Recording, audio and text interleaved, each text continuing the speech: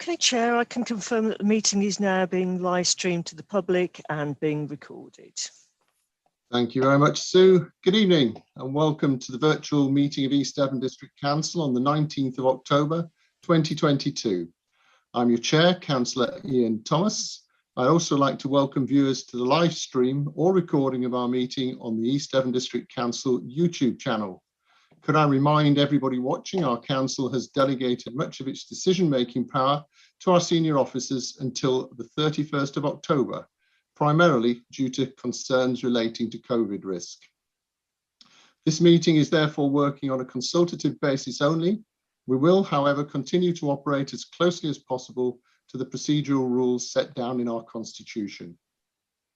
Members should also remember that our code of conduct applies throughout the meeting as usual. We reserve the right to remove and disconnect any participant disrupting the meeting by whatever means.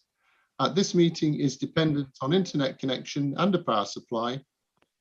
In the event of a break in the internet connection or a power cut, please bear with us as we try to reconnect. If we're not able to reconnect after 15 minutes, this meeting will be adjourned and reconvene at a later date. As this is a large meeting, it's particularly important colleagues ensure microphones are muted when not in use to avoid disturbance from background noise. Could members also keep points short and not interrupt when anyone else is speaking? Should you wish to comment, please raise your electronic hand and wait to be called. Our full agenda is available online at www.eastdevon.gov.uk. Our first item is the appointment of the Vice Chair of Council for the remainder of the civic year, due to the sad passing of former Vice Chair, Councillor Val Ranger, in August. Before I invite nominations for the office of Vice Chair, I'd like to say a few words about Val, our former colleague, who I had the pleasure of working closely with over the last couple of years. Val was first elected to East Devon District Council to represent Newton Poppleford and Hertford on the 7th of May 2015 and subsequently re-elected in 2019. For some time before her passing, Val was becoming increasingly ill, but amazingly continued to serve her constituents with unique courage, dignity and fortitude right up to the day of her death. Val served extensively across key council committees as a hard-working, diligent colleague, most recently through overview and scrutiny. She sat on several other panels and bodies, including the Community Grant Panel and the East Devon Highways and Traffic Orders Committee. Personally, I've been fortunate to work closely with Val as Chair and Vice Chair, not just here in full council, but also in both scrutiny and personnel committees. I'm sure I'm not on my own in missing this special lady enormously. Could we please share a minute of quiet reflection on the life, courage, resilience, and memory of our deeply missed friend and colleague.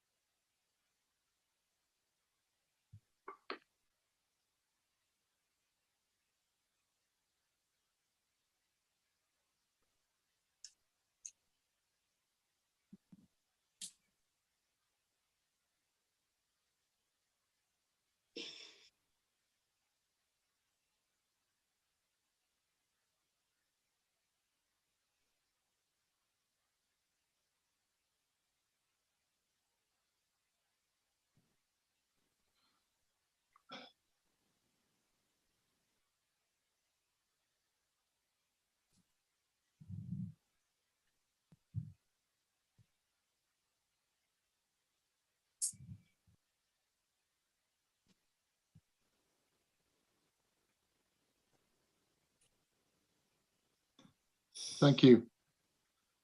As it's normal practice in these circumstances, I'm very happy if anybody wants to make a very short comment in relation to Val and their loss and their view of her. If anybody would like to indicate. Okay, Councillor Rylance, Eleanor.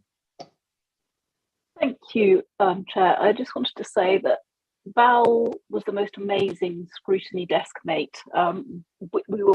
When I first went on to scrutiny, I didn't know what was going on because I was elected mid-term, and Val was always there to guide and counsel and advise, and she spent hours on the telephone to me, and she was just the most wonderful, wonderful person, and she just an irreplaceable person, really, and I'm just feel glad to have known her. Thank you, Councillor Rylance. Councillor Arnott, Paul. Thank you, Chair. Thank you so much for your tribute and that of Councillor Rylance as well. I've had an opportunity to write in newspapers about her and make speeches, so I won't add to it. We loved her, we adored her. She was the perfect councillor, and as you rightly say, and you and I were in the meeting, the day before she died, she was still working, and on the morning she died, she was still working. She was a truly wonderful person, and we're lucky to have had her for the period of time we did. Thank you, Chair. Thank you very much. Councillor Wright, Tom. Thank you, Chair. I remember Val joining East Devon District Council very vividly in 2015. And being ward members of an adjoining ward, I know that she worked diligently for the people she represented. For a while, she was my deputy when I was chair of scrutiny, and I found her always very thorough, very reasonable, thoroughly well prepared, and a woman of great integrity. That's all I wish to say. But she is a sad loss to this council, to the people of Newton Popperford, and of course, even more so to her family. Thank you, Chair. Thank you, Tom. Councillor Wragg, Eileen. Thank you, Chair. Well, not long before Val died, we had a little gathering so that some of us could express our appreciation, our admiration for her commitment, her integrity, her kindness and compassion. And at that gathering, hearing about the difficulties of a very young family, she wanted to offer them accommodation in her house. But because of her illness, she was afraid of the effect the outcome might have on them. One of the most courageous people I've known. Thank you. Thank you, Eileen. Councillor Skinner, Philip. Thank you. And we were on different wavelengths as far as our politics was concerned, but Val she wore her heart on her sleeve. She was a very honest lady. And from what I know of Val, the way she was very honest. She wore her heart on her sleeve. She worked diligently for Newton Popperford, and I know I'm going around Newton Popperford now, and the people on the doorstep think an awful lot of Val Ranger, and she's a great loss. And my thoughts and go out to not only obviously with Val's sad passing, but to her family and her close family in particular, and her friends. Thank you. That's enough. Thank you, Philip. Councillor Miller, Paul. Thank you, Chair. Briefly, I only knew Val since May 2019, but she had a significant impact on me, as I'm sure she did everybody else. And one thing I will always remember about Val is how committed she was to her local ward and all the casework that I think she was of all the councillors on this council, she was just absolutely superb at doing her casework. She even went into other wards to do casework that other councillors were doing. And one of the most touching things I'll remember is that there was one particular case of a resident in her ward who's in poor housing, and I was one of the designated persons on the council, and it was fairly shortly before she died. She referred she wanted referred to the Housing Ombudsman, and the Housing Ombudsman upheld that complaint in favour of the resident, and that was because of Val's persistence and her doggedness and her passion and her care for her residents, and that was the last conversation I had with her. So all the best to her family, and I will always remember her. Thank you. Thank you, Paul. Councillor Chapman, Maddie. Thank you, Chair. I remember Val for her sense of humour. I served with her many years on scrutiny. She was always fair We always worked non-politically on scrutiny, but I always remember in training, and we were put into sections, and I was working with Val, and we had a real giggle. So all I can say is rest in peace. Thank you. Thank you, Maddie. Councillor Howe, Mike. Thank you. It's one of those hard days. I can always affectionately remember, Val, when somehow I ended up at her house drinking a cup of coffee, talking over planning matters. I'm still not entirely sure how I ended there. I got a funny feeling I was told to go there by Val in a very subtle way.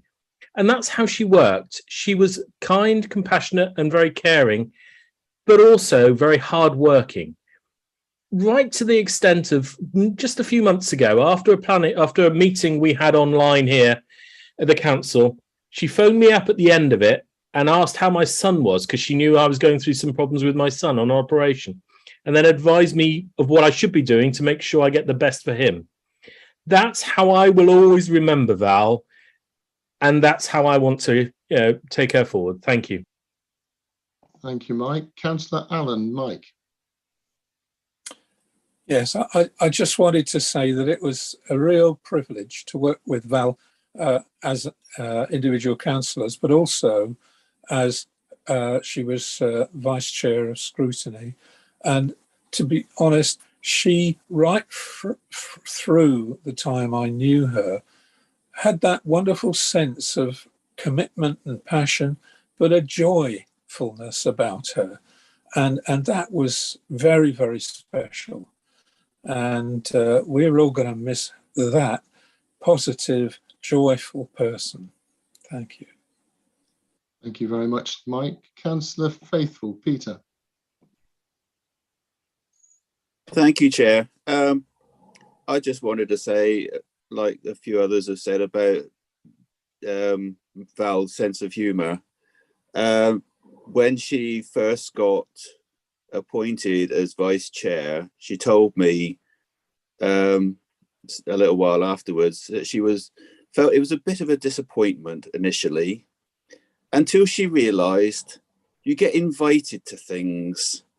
And then she decided being the Vice Chair was a hoot, because you get all sorts of wonderful events that other people don't get invited to. And she really enjoyed that part. So thank you, Chair. Thank you, Peter, and thank you everybody for that. And well, it now falls to me to invite nominations for the office of Vice Chair. Do I have any nominations, please? Councillor Arnott, Paul. Thank you, Chair. I don't think in the circumstances, and I'm sure the person I'd like to propose wouldn't want me to make a great speech. So I'm simply going to say I'd like to propose Councillor Eleanor Rylance, please. Thank you very much. Do I have a second for Yes, Eleanor, Chair. please? Yes. Thank you, Councillor Ragg. Yeah. Sorry, carry on. Okay. I'm very happy to second Eleanor. I've known Eleanor for a number of years now. She's a person of great integrity. She listens, sound common sense. She's what you call grounded. And I'm sure that Val would approve. Thank you. Thank you very much. Do we have any other nominations, please? No. In the absence of other nominations, would members please confirm the appointment of Councillor Rylance as Vice Chair of the Council by raising it? Let's have a green tick, shall we? We like green ticks, please.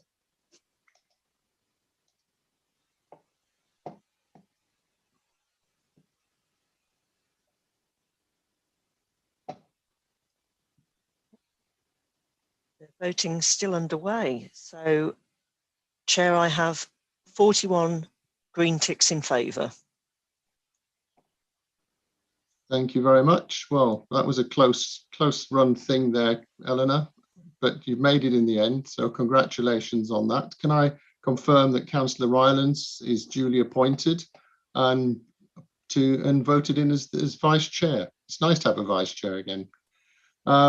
You have some words, I understand, that you're ready to read, that you know that you have to do in accepting the position. Obviously, on this occasion, we can't actually sign the log, but that will be done in due course. So over to you, Eleanor. Okay. Thank you, Chair. I, Eleanor Rylance, having been elected to the office of Vice Chair of East Devon District Council, declare that I take that office upon myself and will duly and faithfully fulfil the duties of it according to the best of my judgment and ability. I undertake to observe the East Devon District Council local code of conduct of elected and co-opted members. And on a personal note, I will try to step into Val's big shoes. Thank you. Thank you very much, Councillor Rylance. So we'll now start the meeting by doing a roll call of members present. When you hear your name, would you please unmute your microphone and confirm by saying present? Over to you, Sue. Thank you, Chair. Councillor Allen. Yes, I'm present, Sue. Thank you. Councillor Armstrong. Present. Councillor Arnott. Present. Councillor Bailey. Present. Councillor Barrow. Present, Sue, thank you. Councillor Bickley. Present, thank you. Councillor Blakey. Present. Councillor Bloxham. Present. Councillor Bonetta. Present, thank you, Sue. Councillor Brown. Councillor Bruce. Councillor Brown will be a bit late. Yes. Thank you. Councillor Bruce. Present, Susan, thank you. Councillor Cahill. Present. Councillor Chamberlain. Councillor Chapman. Present, Sue. Councillor Chubb. Present. Councillor Coleman. Present. Councillor Davey. Present. Councillor Desarum. Present, thank you, Sue. Councillor Dent. Present, thank you. Councillor Faithful. Present. Councillor Gardner said she might log in. It's Councillor Gardner with us at the moment. Councillor Gazzard. Present, thank you, Sue. Councillor Hall. Present, and thank you. Councillor Hartnell. Present, thank you, Sue. Councillor Hawkins. Present, thank you. Councillor Haywood. Present, thank you, Sue. Councillor Hookway. Present, thank you, Sue. Councillor Howe. Present, thank you. Councillor Hughes. Present, Sue. Councillor Ingham. Present, thank you. Councillor Jackson. Thanks, Sue. Councillor Jarvis. Sure, I've just seen. Thank you. Councillor Johns. Present, thank you, Sue. Councillor Young. Present, thank you. Councillor Kemp.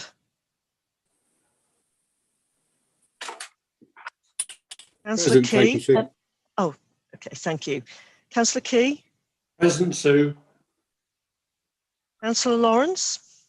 Present, thank you, Sue. Councillor Ledger.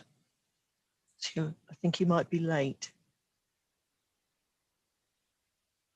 Councillor Loudon. Present, Sue, thanks. Councillor Manley.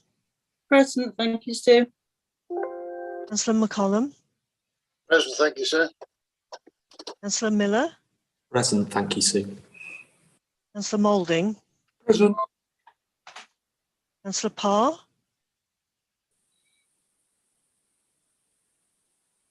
Councillor Pepper.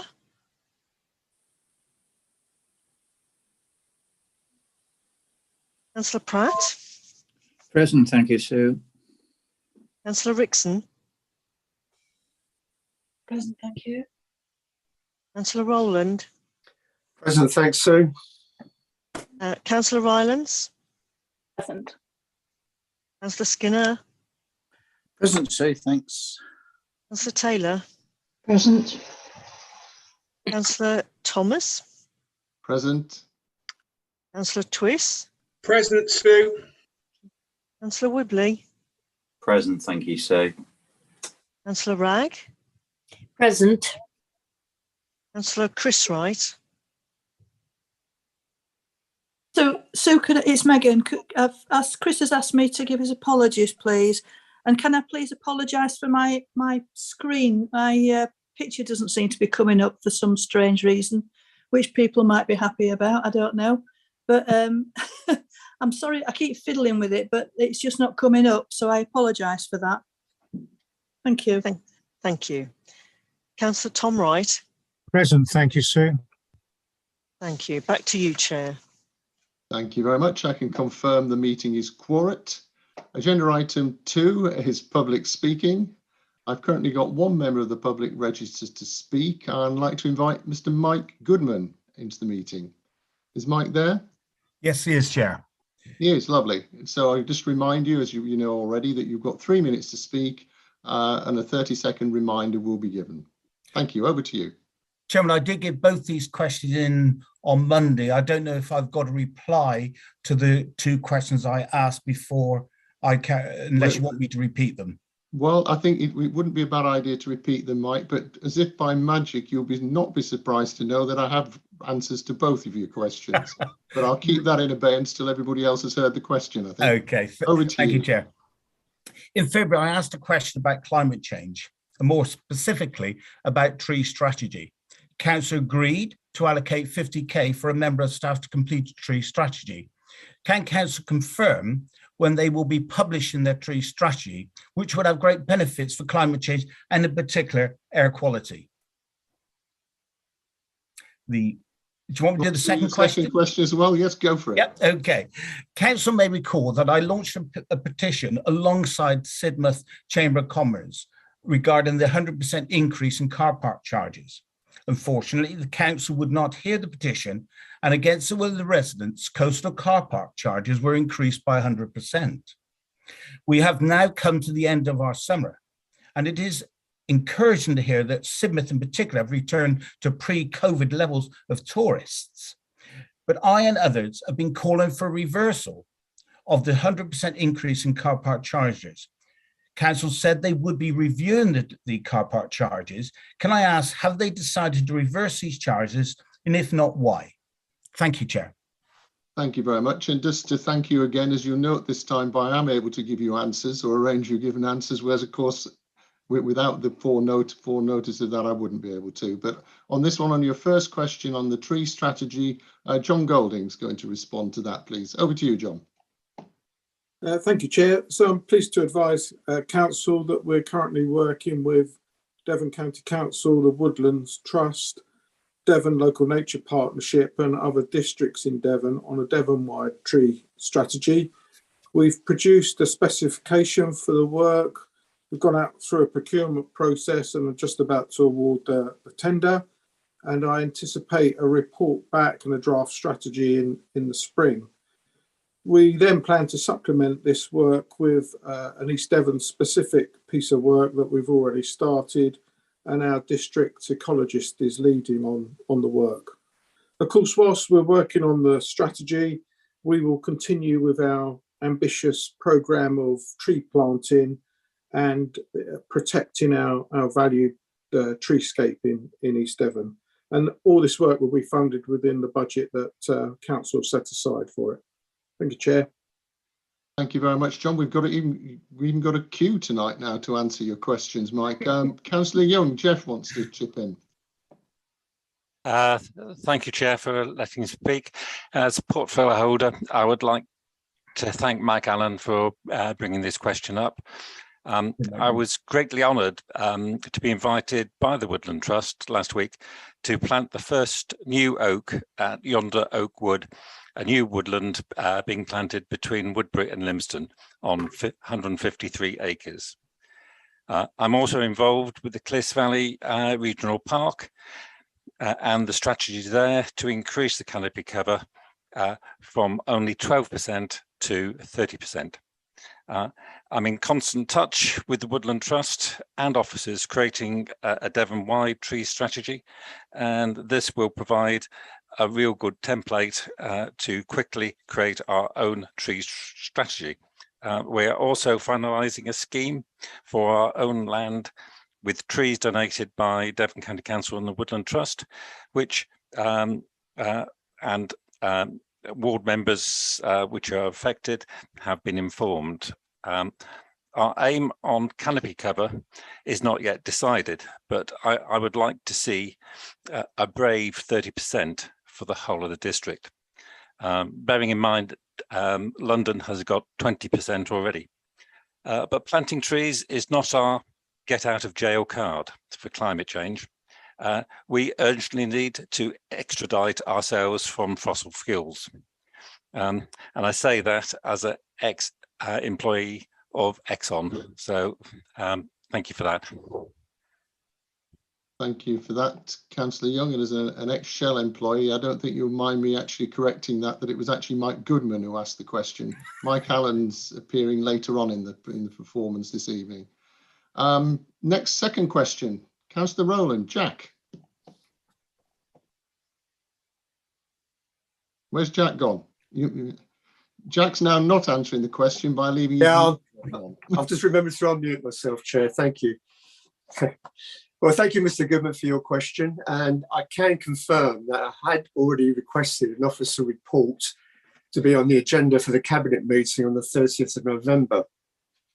The reason being that the winter charge rate applies from the 1st of November for the ensuing 5 months.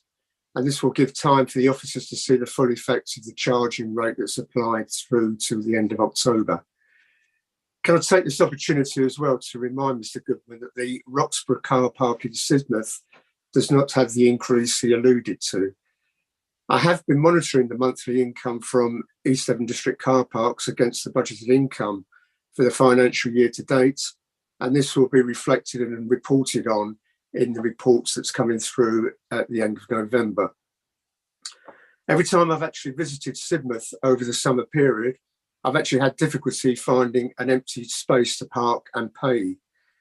So I'm glad he shares the same view regarding the number of visitors to Sidmouth and the good news for the businesses in Sidmouth. Thank you. Thank you very much, Jack. And thank you, Mr. Goodman. Mike, hopefully you found that useful, and we're going to put you back now into the waiting room. And of course, you're welcome to watch the remainder of the meeting live on the YouTube channel. Thank you very much. Thank you. Agenda item 3, minutes of the previous meetings. If anybody's got any comments on the minutes of the council meeting held on the 20th of July or the extraordinary meeting of council held on the 28th of September 2022, could you please raise your electronic hands? No hands. Could I now invite members please to vote in favour or against of receiving and noting these minutes? Firstly, for the 20th of July, again, green ticks, please, or red crosses.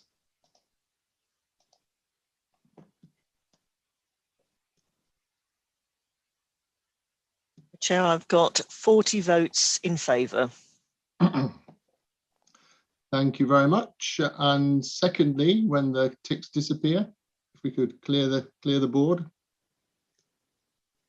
Thank you very much, Sue. Secondly, on the meeting of the 28th of September, again, green ticks in favour, red crosses against. Is that an abstention, Councillor Lawrence, or is that it's a mute abstention? Apologies. No, that's all right. No worries at all. Just to show I'm trying to be observant, you see, and watch for what everybody actually is voting. It's not doesn't all just come out of the ether. So again, I can confirm that both meeting sessions, the minutes of the council on 20th of July and the extraordinary meeting on the 28th of September are received and noted. Agenda item 4, onto apologies. I've so far received apologies from councillors Jeff Pook, Tony Woodward, from Honorary Alderman Graham Godbeer and John Jeffrey, and Chief Executive Mark Williams. Do we have any other apologies, please? I did give Councillor Wright's apologies earlier, Chair. Thank you very much, Councillor Armstrong. I'm sure we've noted that. Councillor Rylance. Yep. Councillor Chamberlain has sent her apologies. She was expecting to be here, but I think she's got a sick child. Thank you very much. I hope, obviously, a child recovers quickly. Councillor Skinner, Philip. I don't actually have an apology, but just to let you know, Colin Brown is looking to come to this meeting. He'll be a little later. Okay, thank you very much for that. Agenda item 5 is declarations of interest, and I intend to take declarations of interest by exception only. So if you wish to have a declaration recorded at this point, would you please state the declaration, which agenda item it relates to, and what the interest is and type. Do I have any declarations at this point, please? Councillor Hawkins, Sam. Thank you, Chair. So Cabinet 7th of September, minute 51, strategic planning 4th of October, minute 40, and item 11 from this agenda are all affects NRI, as I'm a member of Cranbrook Town Council. Thank you very much. Councillor Armstrong, Megan. Oh, thank you, Chair. Yes, it's referring again to item 11, Cranbrook, to declare an affects NRI, as I have a family member who lives there. Thank you. Thank you very much, Councillor Armstrong. Councillor Blakey, Kevin. Thank you, Chair. These are affects NRI declarations with regard to agenda item 10, points 51 and 52 from the previous Cabinet meeting, and also point 40 from the SPC on 4th of October, and item 11 in that I'm a member of Cranbrook Town Council, which may or may not be financially affected by decisions made. Thank you. Thank you very much. Councillor Bloxham, Kim. Yeah, thank you, Chair. Again, affects NRI for item 10 for Cabinet of 7th of September's item 51 and 52. Also, Strategic Planning Committee 4th of October, item 40, and agenda item 11. As a member of Cranbrook Town Council, their finances may be affected. Thank you. Thank you very much. Agenda item 6, matters of urgency. I've got no matters to be dealt with urgently this evening. Agenda item 7, announcements from the chair and or leader. I've got one announcement. Unfortunately, I'm deeply saddened to report the passing of another former colleague, Councillor Pat Graham, who died on the 8th of October 2022. Pat was first elected to East Devon District Council to serve Exmouth Town Ward on the 3rd of May 2007. She was re-elected in 2011 and 2015, before deciding to retire as a district councillor in December 2017 because of the impact of Parkinson's disease. Pat was made an honorary alderwoman, in July 2018, nominated by Councillor Gazzard, seconded by Councillor Eileen Wragg, and this nomination was endorsed by all council members.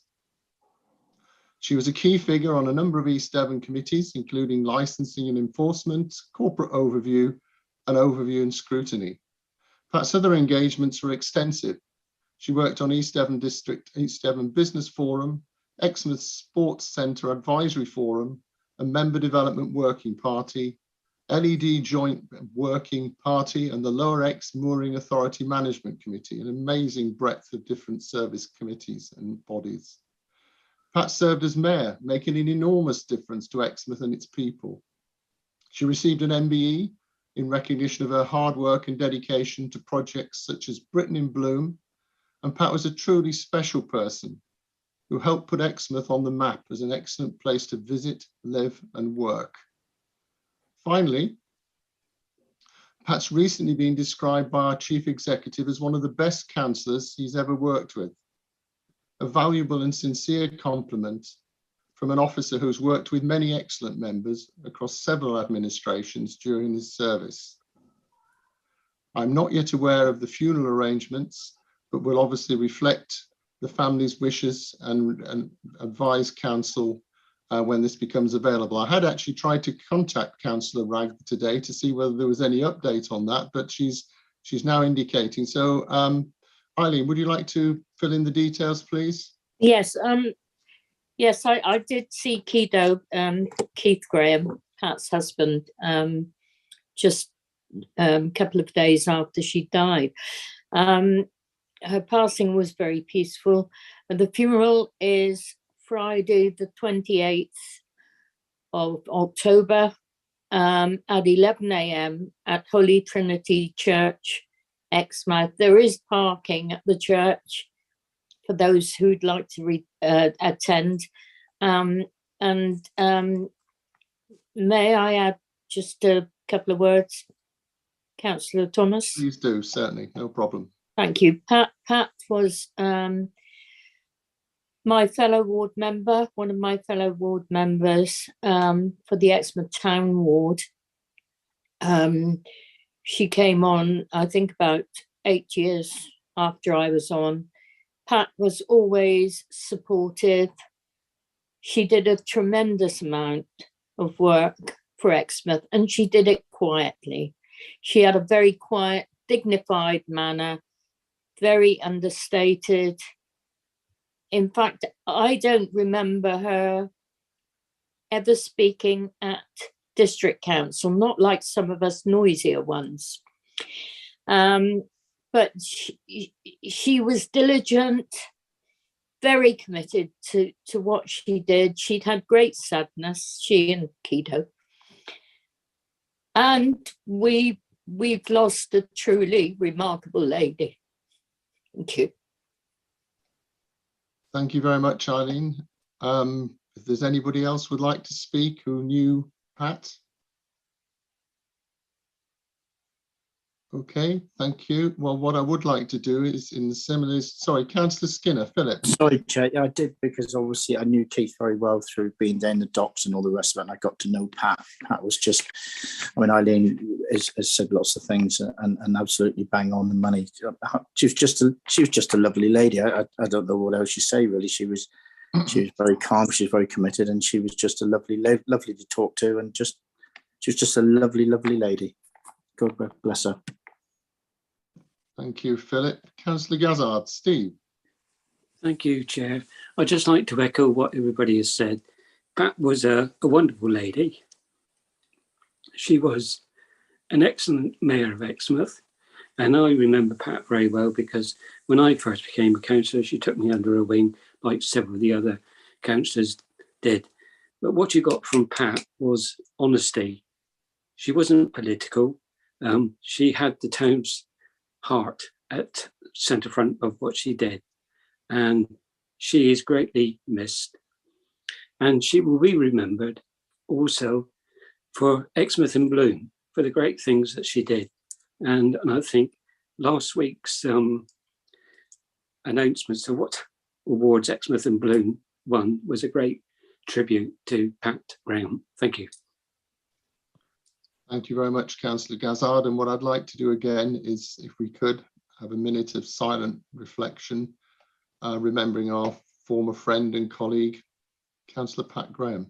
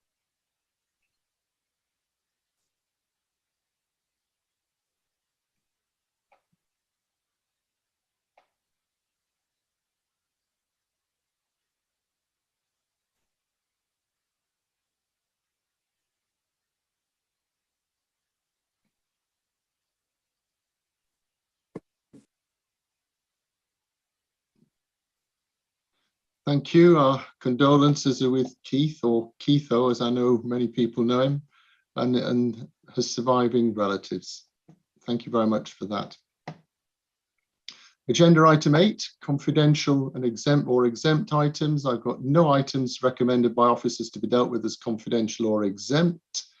Agenda item 9, answer questions asked by, let me just get them up, questions asked by members.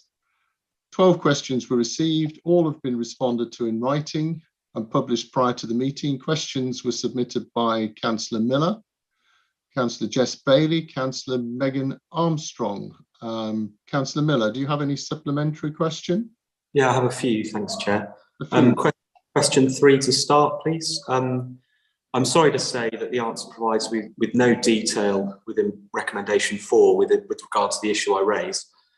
So could I ask the portfolio holder, Councillor Jackson, whether she agrees with the principle that specific advice given by any senior officer referred to verbally, in this case from the LGA's head of safeguarding, should have been shared with members in writing? Thank you very much. Councillor Jackson, are you able to comment?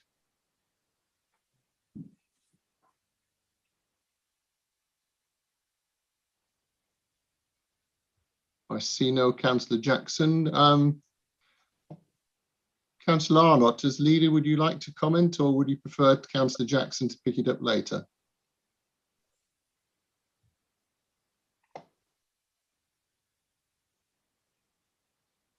It's all going very quiet. Councillor Loudon, congratulations, you're third in the line, I think. And on the basis I can see your picture moving. Am I third in line? Right. Well, that's interesting. I'll be in the cabinet next then. I'm not in a position to answer Councillor Miller's supplementary, so I think the answer has to be bear with us, Councillor Miller, and obviously we'll need to get back to you ASAP. Okay. Thank you very much. Sorry, Chair. I was on mute and quite unable to find my way off it, for which I apologise. I think, and now, of course, my entire agenda has disappeared, which is very unhelpful. Sorry, Chair, I don't know what's happened here. Well, that's all right. Would it be better, I think, so we can move on this evening, is obviously just to note that a supplementary question's been asked and to undertake to revert to Councillor Miller after the meeting. Which is what I've just said, Leader. Yep. Yeah, thank you. So let's agree to do that. Paul, we'll make sure that an answer gets back to you, and apologies obviously for any of the problems you're having getting with some connections there. You did say you had another supplementary question as well. Could you another few, Chair. Question 4. Does the portfolio holder, Councillor Loudon, have a target timetable in play for the staff pay review to be completed?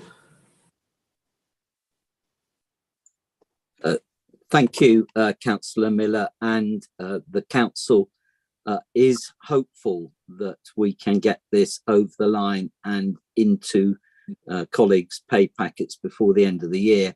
We have unfortunately had extra delay on this because the trade union ballot regretfully didn't happen as we anticipated. That's added to much longer timescales, as did the response to our equality assessment from them. So we are still hopeful that the end of the ballot, which we anticipate to be positive, will allow us to pay out before the end of the year. Hope that's helpful. Thank you very much. The next one. Finally, question 6. I had a supplementary prepared, but I'm going to ask a different one. In the Chair, would you agree to meet with Councillor Bailey and myself to discuss this in more detail? Because we don't feel that, well, I certainly don't feel that the response is a proper answer to the query, and I think a meeting between us three may allow an acceptable solution. Would you agree to that, Chair? Otherwise, I will ask my supplementary. Well, I mean, you know, I'm always happy to meet with colleagues. You know that on any subject at any reasonable time. All I would comment, though, in the interim, Councillor Miller, is I did investigate this, obviously, as you did raise it with me before. We've been through 2 alternatives. I've been through the fact-finding bit with officers, and that's this distillation of that is what's presented as the answer, which is actually factually correct. I was advised there was no actual method for de-approving a minute that had already been approved, and the key element of it seems to be that the meeting minutes were accurate and were given, members adopted them on the meeting of the 19th of May. So anyway, but happy to meet up with you subsequently if you wish. But I'm not going to argue with you tonight, Chair. So if we could meet, that would be good. Thank you. Always happy to discuss. Do you have another one, or is that it? Nope. That's it. I thought you were going to ask one about my appearance in one of the literature pieces for Cranbrook. I was looking forward to answering that. No, I withdrew that because you've that's now been changed, hasn't it, Chair? Well, I don't know. I mean, I think it was actually at the time it correctly billed me as leader of the council, which of course I was at the time that report was written. You're not letting me have any sport, Councillor Miller. You know, I've got to have to come back at you. Anyway, moving on. Chair, sorry to interrupt. I noticed Councillor Jackson now has her hand up. So sorry. I don't know if she's in a position now to answer Councillor Miller's supplementary. Councillor Jackson. Is that a yes? Yes, please. Right, on you go. Sorry about that. I hadn't spotted you because your camera wasn't on. No problem. I think I'm having some technical issues this evening. I do apologise. No problem. In answer to your supplementary, Councillor Miller, yes, the answer given, I think, reflects the general advice the chief executive is trying to express in the recommendation 4 from the meeting that he gave that report to, that was deferred as per that answer. However, I do think that where a report is coming to council and the subject of any verbal advice given is going to make up part of a report, then it's important that the verbal advice is also reflected in the fullest that it can be, in the same way it would be if it was written advice. That's my personal view. Thank you very much. Thank you. Thank you. I've got next. That's the end of your questions, isn't it, Paul? We've covered them off. Yes, we've established. You are sure? Okay. On next to Councillor Bailey. Jess, yours were questions 8 through 11. Do you have any supplementary question? Yes, I do. I've got 2. So the first one is the response to question 8. So I'd like to thank Councillor Loudon for his response. I find it generally troubling that we're going to be engaging with anonymous communications, whoever they come. Well, obviously we don't know who they come from, but whatever dimension, whether it's an FOI or a complaint. So my supplementary question really to Councillor Loudon is that how can you be sure that if we're receiving anonymous communications, that isn't in some way an attempt to intimidate members of this council? Thank you. Councillor Loudon. Chair, sorry. Yes, can I come in at that point, Chair, because there was a little bit of a clerical mistake here where the question went to Councillor Loudon, was then an answer was drafted, and it should actually have gone to Councillor Jackson. So I'm happy to say about 2 sentences now, but I think perhaps that answer could be reconsidered, and very much in the spirit of what Councillor Jackson has said in reply to Councillor Miller a few moments ago. It's complicated. There are different ways of interpreting it. Councillor Bailey was, as I was, one of the subjects of this, I have to say, extraordinary question.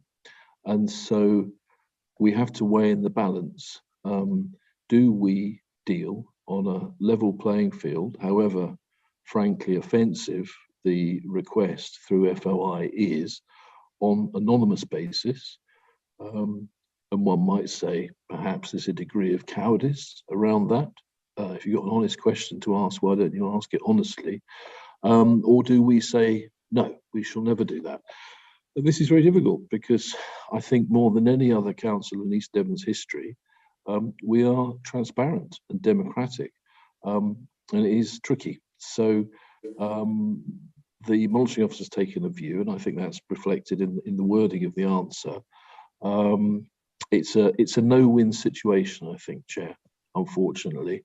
But I can understand very well what Councillor Bailey means by the sense of intimidation, particularly around a matter as incredibly serious as this. Thank you, Chair.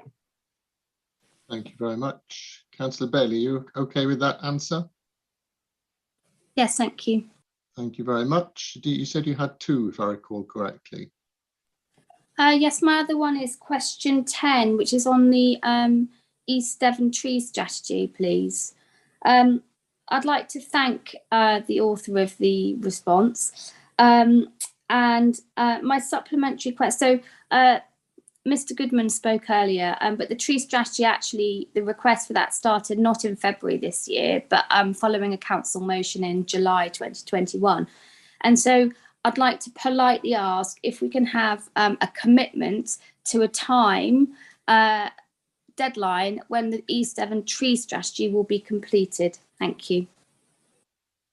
Well, hopefully I'm directing this to the leader, because it does actually say the leader on the hymn sheet. It does, and then all great leaders know how to delegate, Councillor Thomas. I wonder if I might come back to John Golding, although I wouldn't want to force him to commit to a date, but I wonder if there's something you might help us with there, John. John, is John still here? Yep, over to John. If you feel able to get the leader out the hole. I can commit on the first phase of the work, which is the Devon-wide tree strategy, and I think part of the answer to Mr. Goodman was spring. We're expecting a report back in spring, and then a piece of work, the East Devon piece of work, will follow after that. But we appreciate that council are keen for that work to be completed, so we'd like that to follow very soon after that. But I'd hesitate to give a date at this point, if I may. Thank you very much. His hand up, I noticed, Chair. I was going to say our Exxon and former employees intent on getting back in again. Councillor Young, Jeff. Yeah, just to add to John Golding's comment, we have got officers on that Devon-wide proposal, so we're in it and involved in it. So as soon as the policy is adopted by East Devon, by Devon County Council, we'll be able to, as quickly as possible. Now, I would love to see it in weeks, come through and be adopted as soon as possible. Thank you. Thank you very much, Councillor Young. I've got Councillor Megan Armstrong with last question 12. Do you have a supplementary question for that, Megan? Yes, thanks, Chair. It's just a brief one. It's clarification, really, of the leader. I was just the answer I asked about the instructions, and the answer comes back as advice. It may just be the terminology used, but I just wanted clarification. I'm not sure whether the leader drafted this out or had help with that. But can I take it that advice means the same as instructions, because it's instructions that I would have liked to have seen in the answer rather than advice, because they can mean two different things. Thank you. Councillor Arnott. Yes, thank you. Happy to confirm, Councillor Armstrong, that there are often draft answers provided to members of Cabinet for some of these questions, and there was one for this, but this, I'm afraid, is my own work. Yes, of course, it does. It should refer to instructions. Thank you. And it should do. In a sense, just to be clear, whatever the package of instructions or correspondence to and fro that's appropriate to be read by us as part of Veritas processes, I think my view is that's entirely appropriate. But I think we can be reassured that Verita will make a decision on that, and I'm happy to leave it with them for now. Yeah, that's fine. Thank you very much. Thanks, Chair. Thank you very much. Agenda item 10. With a point of order, please, Chair. What part of the Constitution is that? I don't have it to hand, but I would just like to ask if it is in fact in order for officers to answer questions directed to portfolio holders. Thank you. I think normally the answer would be deemed to come from the portfolio holders, but I would imagine that most portfolio holders would engage the relevant service lead anyway in terms of putting an answer together, because of course we are hopefully working as one nation council, East Devon, of officers and members working in concert rather than necessarily in silos. But that would be my personal view. I'm not actually sure there is a specific element, a paragraph in the Constitution that it refers to it, which obviously I would normally ask you to provide in obviously calling a point of order, because order infers that there's some failing potentially in regard to how we're operating the meeting in relation to the Constitution, which I don't believe in this one there is. Anyway, Councillor Arnott, you did wave your hand and then put it back down again. Does that mean you're not wish to speak? No, I just think, yeah, I suppose I better say something. I mean, look, the last thing I'd suggest Councillor Bonetta would want is off the, from the hip answers solely authored by members, by portfolio holders, because of course there's information that is sought in those questions, which is by the very nature of the intelligence behind those questions technical. I hope that helps. It should be a combined effort. I don't see anything wrong with that. I imagine that's exactly what Labour do in Exeter. Yeah, I would imagine that the combined effort is something that should be applicable to all activities of our council and all things that we discuss at this meeting. So it's an important aspect. Anyway, right, if that's okay, I'll move on now to agenda item 10, which are reports from Cabinet and Council's committees and questions on those reports. I'm going to receive minutes from the following committees, but interestingly enough, I don't actually have any call minutes at all. But I've got Councillor Bruce. Councillor Bruce, what does this relate to? Yes, thank you, Chair. It's simply by way of clarification on item 10G. Right, can we wait until could we pick that up as a clarification when we get to 10G? Do you mind, Alistair? Yep. I won't forget, okay. Don't worry, but we'll pick it up on the way along. Because first I've got recommendations as summarised on page 44 to 47. So I understand, unless the page numbers have changed in a later edition, if anybody wants to read them. Firstly, I've got the leader for minutes of Cabinet on 13th of July, 7th of September, 5th of October. If we can basically vote in favour or against receiving those minutes en bloc, if there's no objection. All those in favour, please. Any against?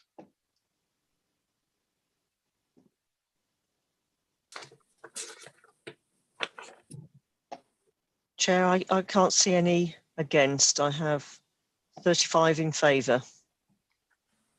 Thank you very much. I can confirm those minutes are received and noted. Next, I've got Councillor Mike Allen.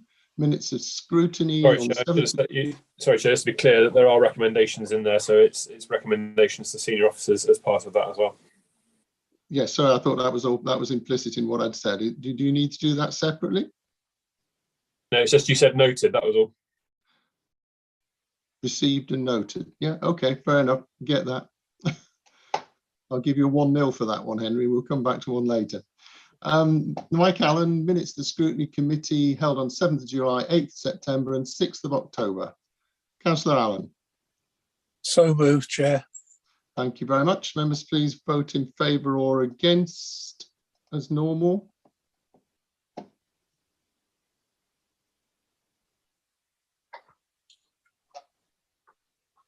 Okay, Chair, I have 41 voting in favour, 42 voting in favour. Thank you very much. I can confirm that those minutes are received and I believe correctly noted on this occasion. Thank you very much. And moving on then to Councillor Arnott, minutes of Strategic Planning Committee held on 12th. God, they had a meeting every day by the looks of it. 12th of July, 9th of August, 6th of September, 29th of September and 4th of October.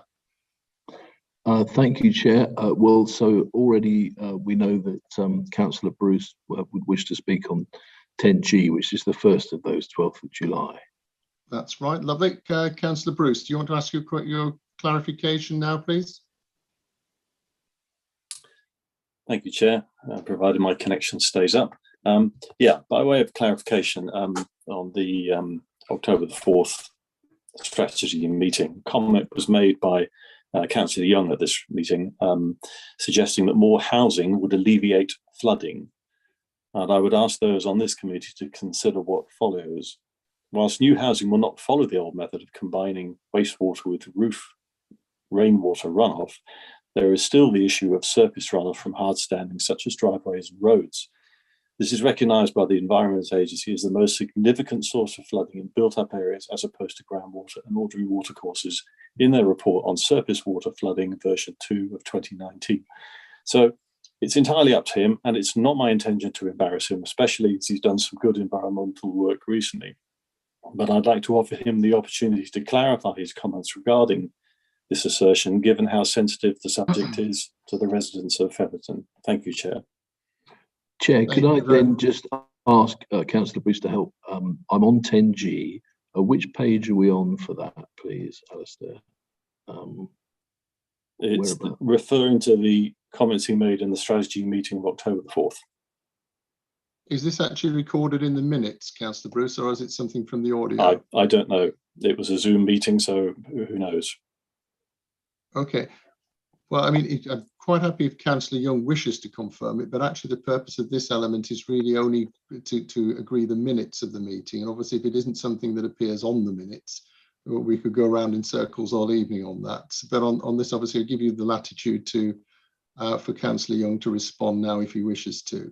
Councillor Young.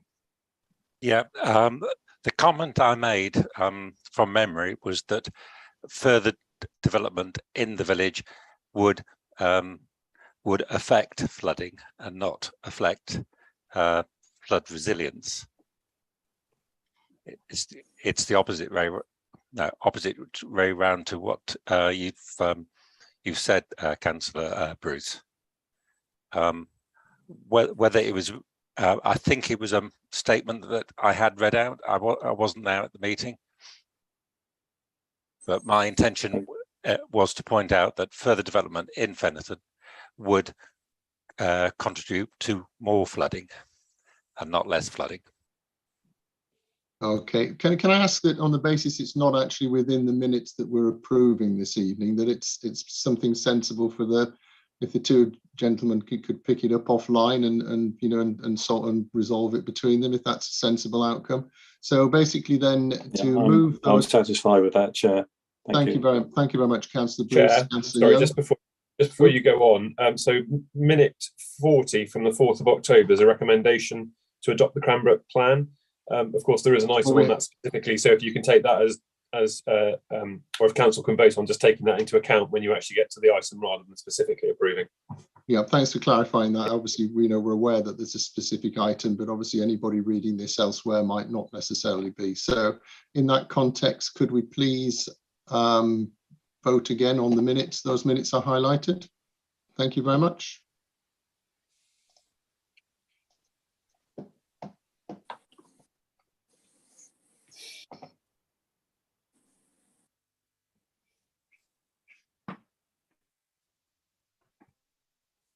Okay, Chair, I've got 36 voting in favour.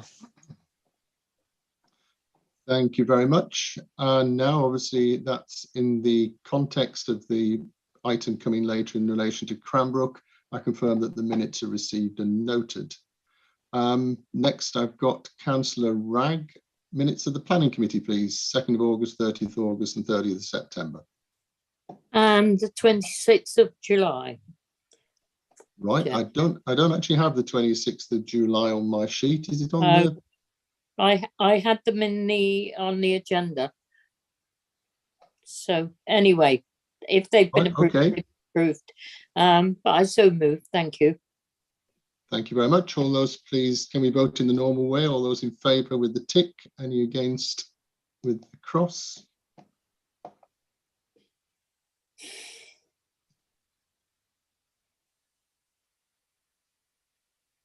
Okay, Chair, I have 39 voting in favour and 1 abstention, I believe, from Councillor Gazzard. Okay, thank you very much. So I can confirm that those minutes are received and noted. Next, I've got Councillor Whibley, minutes of licensing enforcement on 20th of July, please, Councillor Whibley. Yeah, thanks, Chair. I'd like to move those minutes. Just to note, I didn't chair the subcommittee. I think that was Councillor Bloxham, but happy to move both minutes. Thank you very much. Can we vote, please?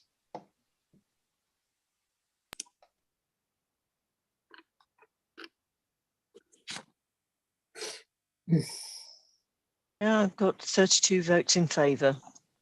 Thank you very much. Confirm those minutes are received and noted. Next, I've got Councillor Hawkins and minutes of audit and governance, please. Thank you, Chair. Yes, happy to move those minutes. Thank you very much. Can we vote in the normal way, please? Yeah, this has got recommendation 2, Chair. Just so you know. Thank you very much.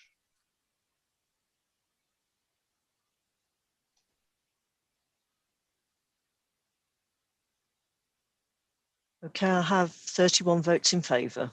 Thank you very much. So I can confirm that minutes are received, noted, and the recommendation endorsed. Councillor Thomas, no, that'd be me then.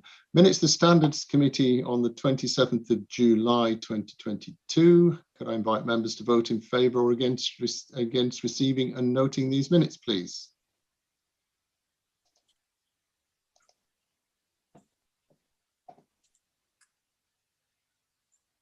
Oh, good boy. Chair, I have 36 votes in favour. Thank you very much. Confirm that those minutes are received and noted.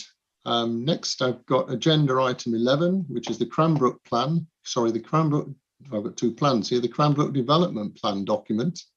And Council's recently received the inspector's report into the Cranbrook plan. An adoption of a local plan requires the confirmation at a meeting of Council. The report's been noted by Strategic Planning Committee, who recommend that Council adopt the plan. Can I invite Service Lead for Planning, Strategy and Development Management, Ed Freeman, please, to address the report and associated papers. Ed, over to you.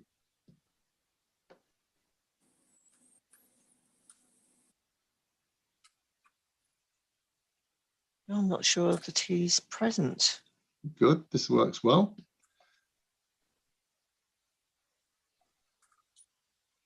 I can't see him being present, Chair, sorry.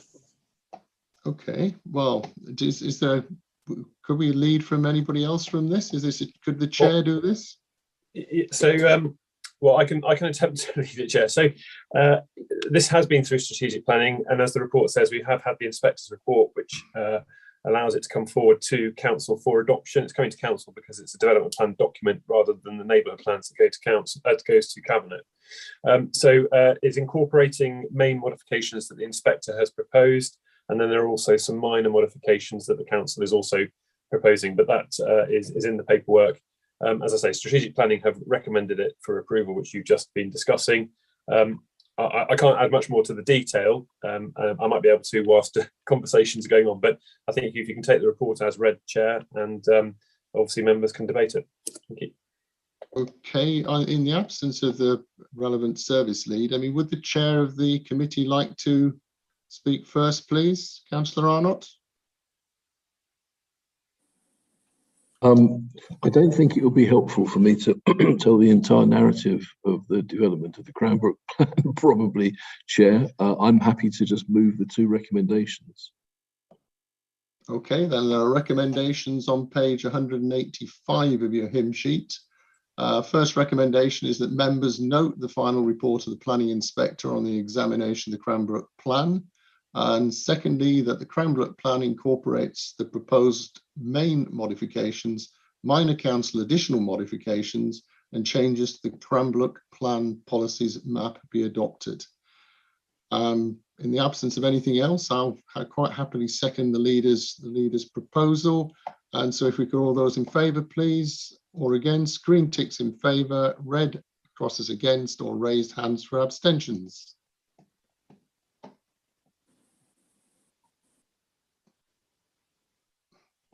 Chair, I have 31 votes for, 1 against, and 3 abstentions. Thank you very much. I can confirm the report on the Cranbrook plan is received and recommendations contained therein are recommended for approval. Next is agenda item 12, a report on changes to governance arrangements. This item needs to come forward following the sad passing of former Councillor Ranger and the need to make changes to the committee membership and committee appointments. There's a report from the monitoring officer, Henry Gordon-Lennox. So can I invite him to address it, please? Henry. Thanks, Jez. It's a very short report, and I don't intend to add anything onto it. Recommendations are set out therein. Thank you.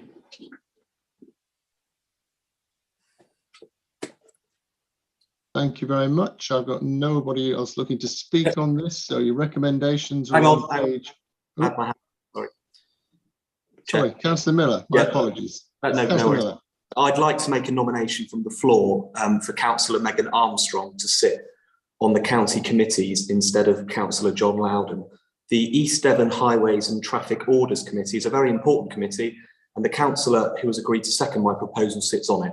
Councillor Armstrong has over 7 years' experience advocating for residents on highways matters, even though she is not a county councillor. I know this because I'm her ward colleague. In my opinion, whilst the new administration has done many good things, it does tend to, in my view, offer too many positions out to members of the cabinet who are already busy and fails to share roles according to ability from other groups. Councillor Loudon, as well as his busy cabinet role, sits on the police and crime panel, and I want Councillor Loudon to be focusing solely on the staff pay review rather than being spread too thin. By contrast, Councillor Armstrong has an excellent attendance record, and I have no hesitation in proposing her, and I wouldn't do so if I didn't think she wouldn't have a chance of commanding the confidence of the majority of this council in a vote. Thank you. Thank you very much. Could you advise, Henry, please, is it appropriate to take a nomination from the floor like this? So, Chair, these are effectively on the balance. So this was a position that was held by the Democratic Alliance Group, and my advice is that the council should be appointing somebody to this position who is within the Democratic Alliance Group to try and maintain that as best as possible. So my advice is that this should be maintained within the Democratic Alliance Group rather than going outside. Okay, Councillor Howe, Mike. Yes, thank you. And having listened to Henry, Mr. Gordon-Lennox, sorry, I'm slightly confused, but nevertheless, I'll continue onwards and come back to what Mr. Gordon-Lennox has just said. And that is, I would like to second Councillor Miller's proposal of Councillor Megan Armstrong. In the time I've known Megan, while she's been on this council, I've found her to be a very compassionate, passionate, hard-working person. And for exactly the reasons Councillor Miller has said, you know, we need people in different posts. We need more people, inclusive, not less. Reflecting on Mr. Gordon-Lennox, I'm slightly confused, although not perturbed by what he said. I thought this was a democratic vote on the AGM, usually, of these posts are being nominated.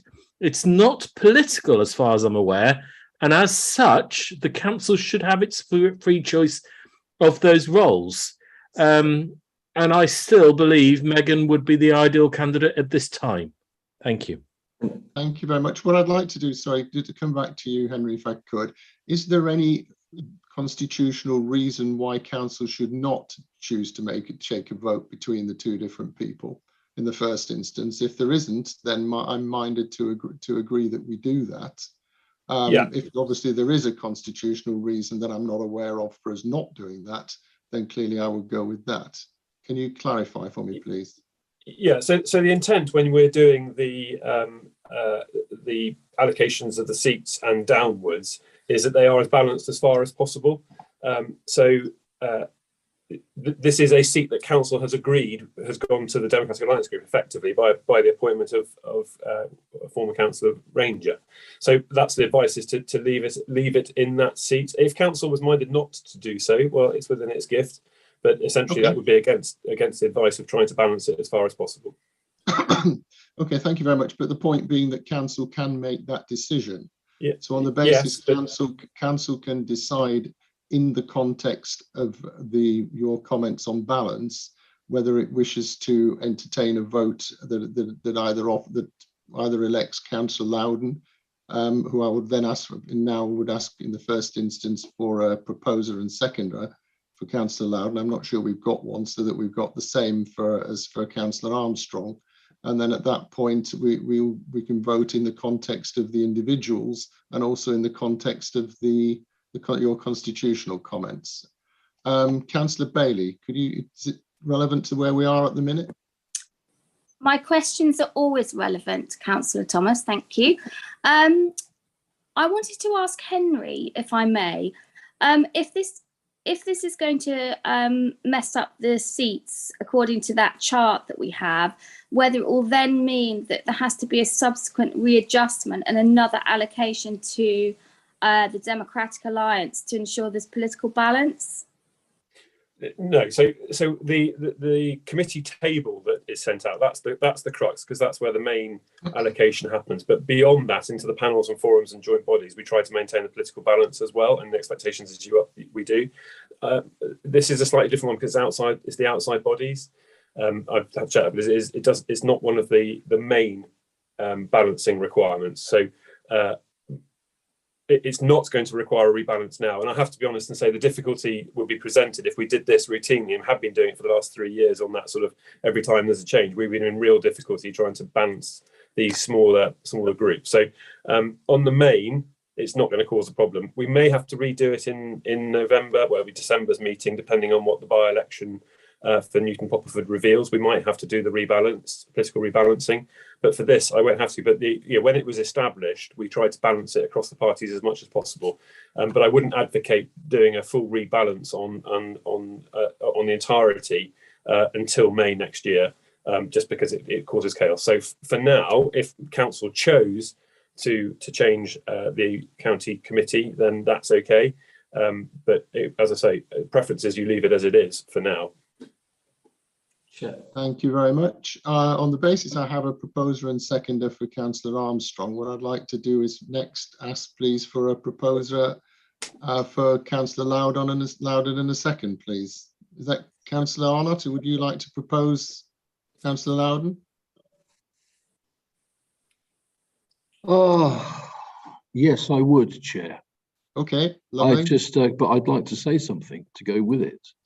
I would have thought that the elegant, truthful, honest, constitutional way of doing this, given that this agenda has been published for however many days, 10 days is it, for this to have been brought forward as an idea beforehand, given the particular delicacy of why we are having to fill this role.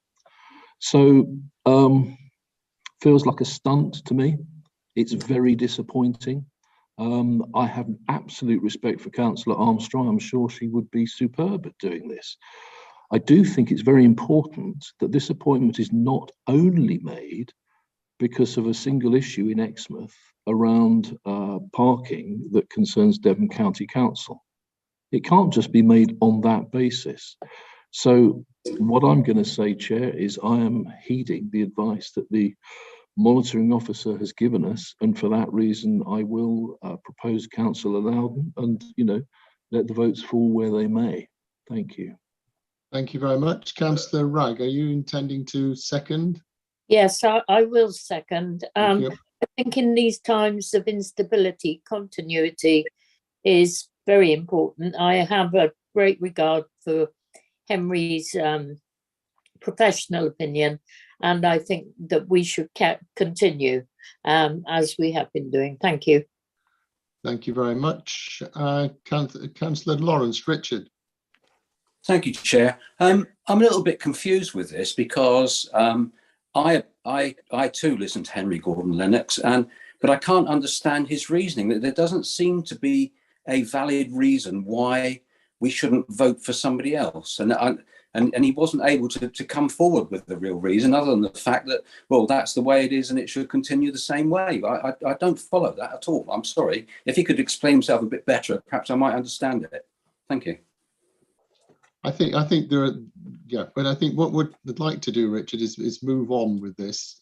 I think we've been through we come to a conclusion, and the conclusion I've reached, which I think is the right one, which actually puts aside what's actually on the agenda papers and actually gives council the opportunity to vote for one or other of the candidates who've been properly proposed and seconded. It's perfectly fair. It would have been useful to have known this in advance of the meeting to be able to form a proper reasoned view. but I'm doing it on the hoof now and using the chair's prerogative. And so what I'm going to do is leave it to members to decide what Can I way ask a question which will affect whether I continue to put this forward, Chair, to the monitoring officer? Well, can you let me finish a second, please? Sorry, Chair.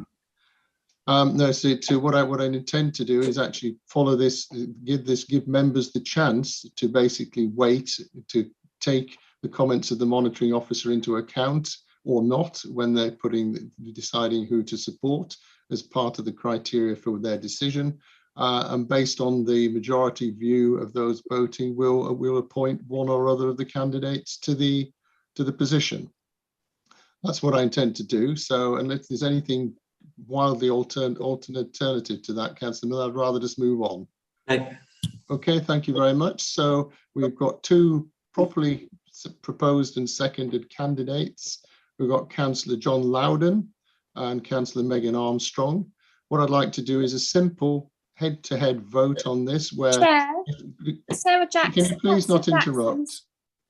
Sorry, I do ask you, we're doing this, we'll work this through now. It's the chair's prerogative to run this through, thank you. And what we're going to do is we're going to have a simple vote in this where green ticks, please, for Councillor Loudon or red crosses for Councillor Armstrong. So it's a simple, straight vote. So it's green ticks for Councillor Loudon, red crosses for Councillor Armstrong.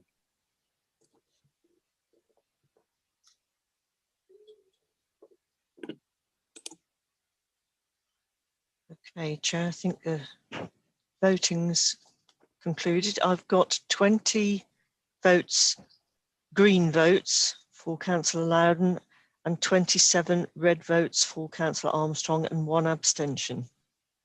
Thank you very much. On that basis, Councillor Armstrong will take up that committee place that was under election, and thank you very much for that. And we will, all I'd ask on something like this, colleagues, is in the same way as Mr. Goodwin earlier on, I think got a better answer to his question by letting the chair know in advance that it was coming.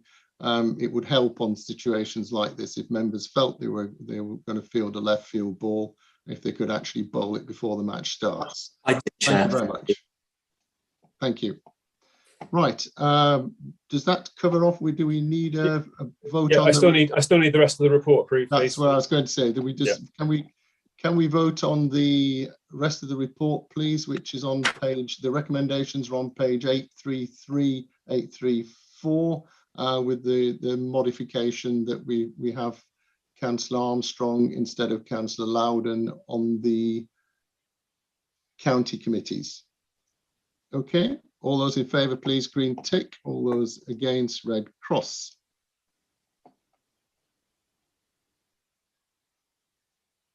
Okay, we have 45 in favour and 1 against. Thank you very much. I can confirm the report from the monitoring officer as amended is received and recommendations contained therein are recommended to be passed for approval. Thank you very much. On to agenda item 13. This is a report on the temporary continuation of virtual meetings. This item considers options for our approach to council meetings beyond October 31st. And I will start, please, if we could, with a report from the monitoring officer. Henry, over to you. Thank you, Chair. So I'll take it as read that it has been read. I mean, essentially, we're not quite in a position to bring forward the hybrid solution that is or at least in a way that we're able to present it with confidence to members that it's going to work. You'll recall that when COVID, the restrictions ended and back in the chamber, it was less than ideal. So bear in mind that we don't have the ideal solution yet for a hybrid for council to decide whether it wants to move to hybrid. I'm recommending that there's an extension to the virtual meeting approach that's been in place for a while now until the early part of next year to allow that work to finish and for council to form a view in December. So that's the recommendation. The alternatives to that are that as of the 31st of October, members could choose to come back to a purely physical meeting approach, which will be back in the chamber as normal, as was pre-COVID, or there is the option of having a a sort of a hybrid approach to that, without wanting to confuse things, by having some meetings physical and some virtual, which you will all recall. There was a table that the chair had prepared and was attached to the last papers that would have set out how those meetings might be. So essentially your options are continue with the virtual meetings until the new year, whilst a more bespoke virtual, hybrid option is worked up, or alternatively to return to physical meetings as of the 1st of November, or adopt a sort of a midway approach between the two, of some physical and some virtual, depending on the categories of meetings. So those are effectively the three options in front of you. My recommendation is you carry on with virtual meetings until the new year, but obviously members can debate that. Thank you very much. Councillor Skinner. Philip.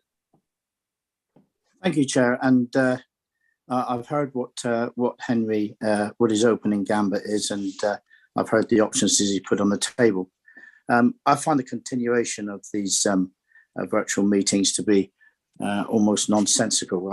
I'm sure officers are aware that we're the only council in England now, from the knowledge that I'm able to gain, that is actually running a council in this particular way, and that surely paints a picture for everybody in the room.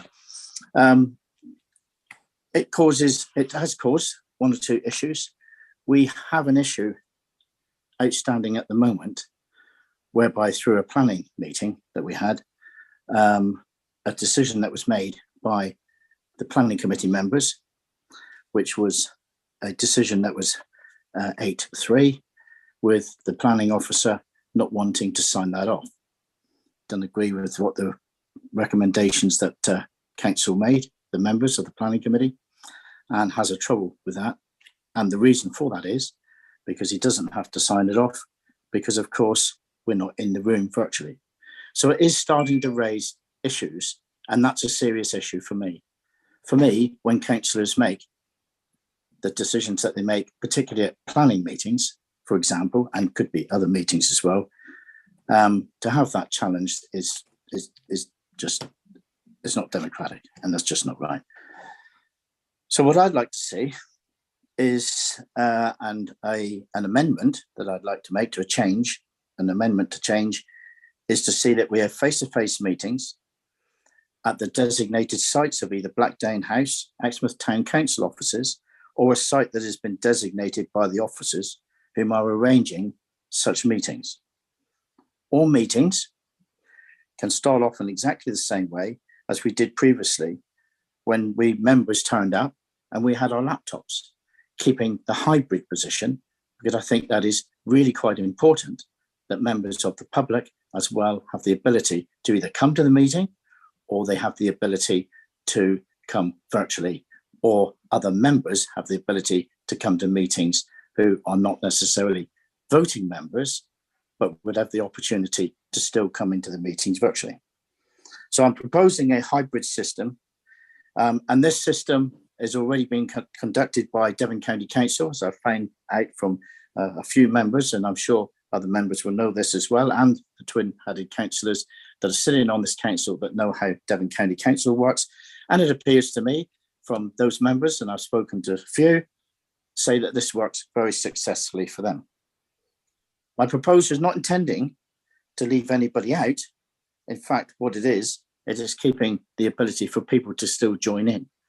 But the having face-to-face meetings is obviously absolutely key. We cannot be in a position whereby this authority is the only authority in the country that's putting up, shall we say, a wall of we can't quite do it because, when every other authority in the country is doing it. It's just not nonsensical for me. We did have a run where we did it with the laptops, and we went in. I'm sure other members know how that went, and I think that could work from the get-go if that's what we wanted to do.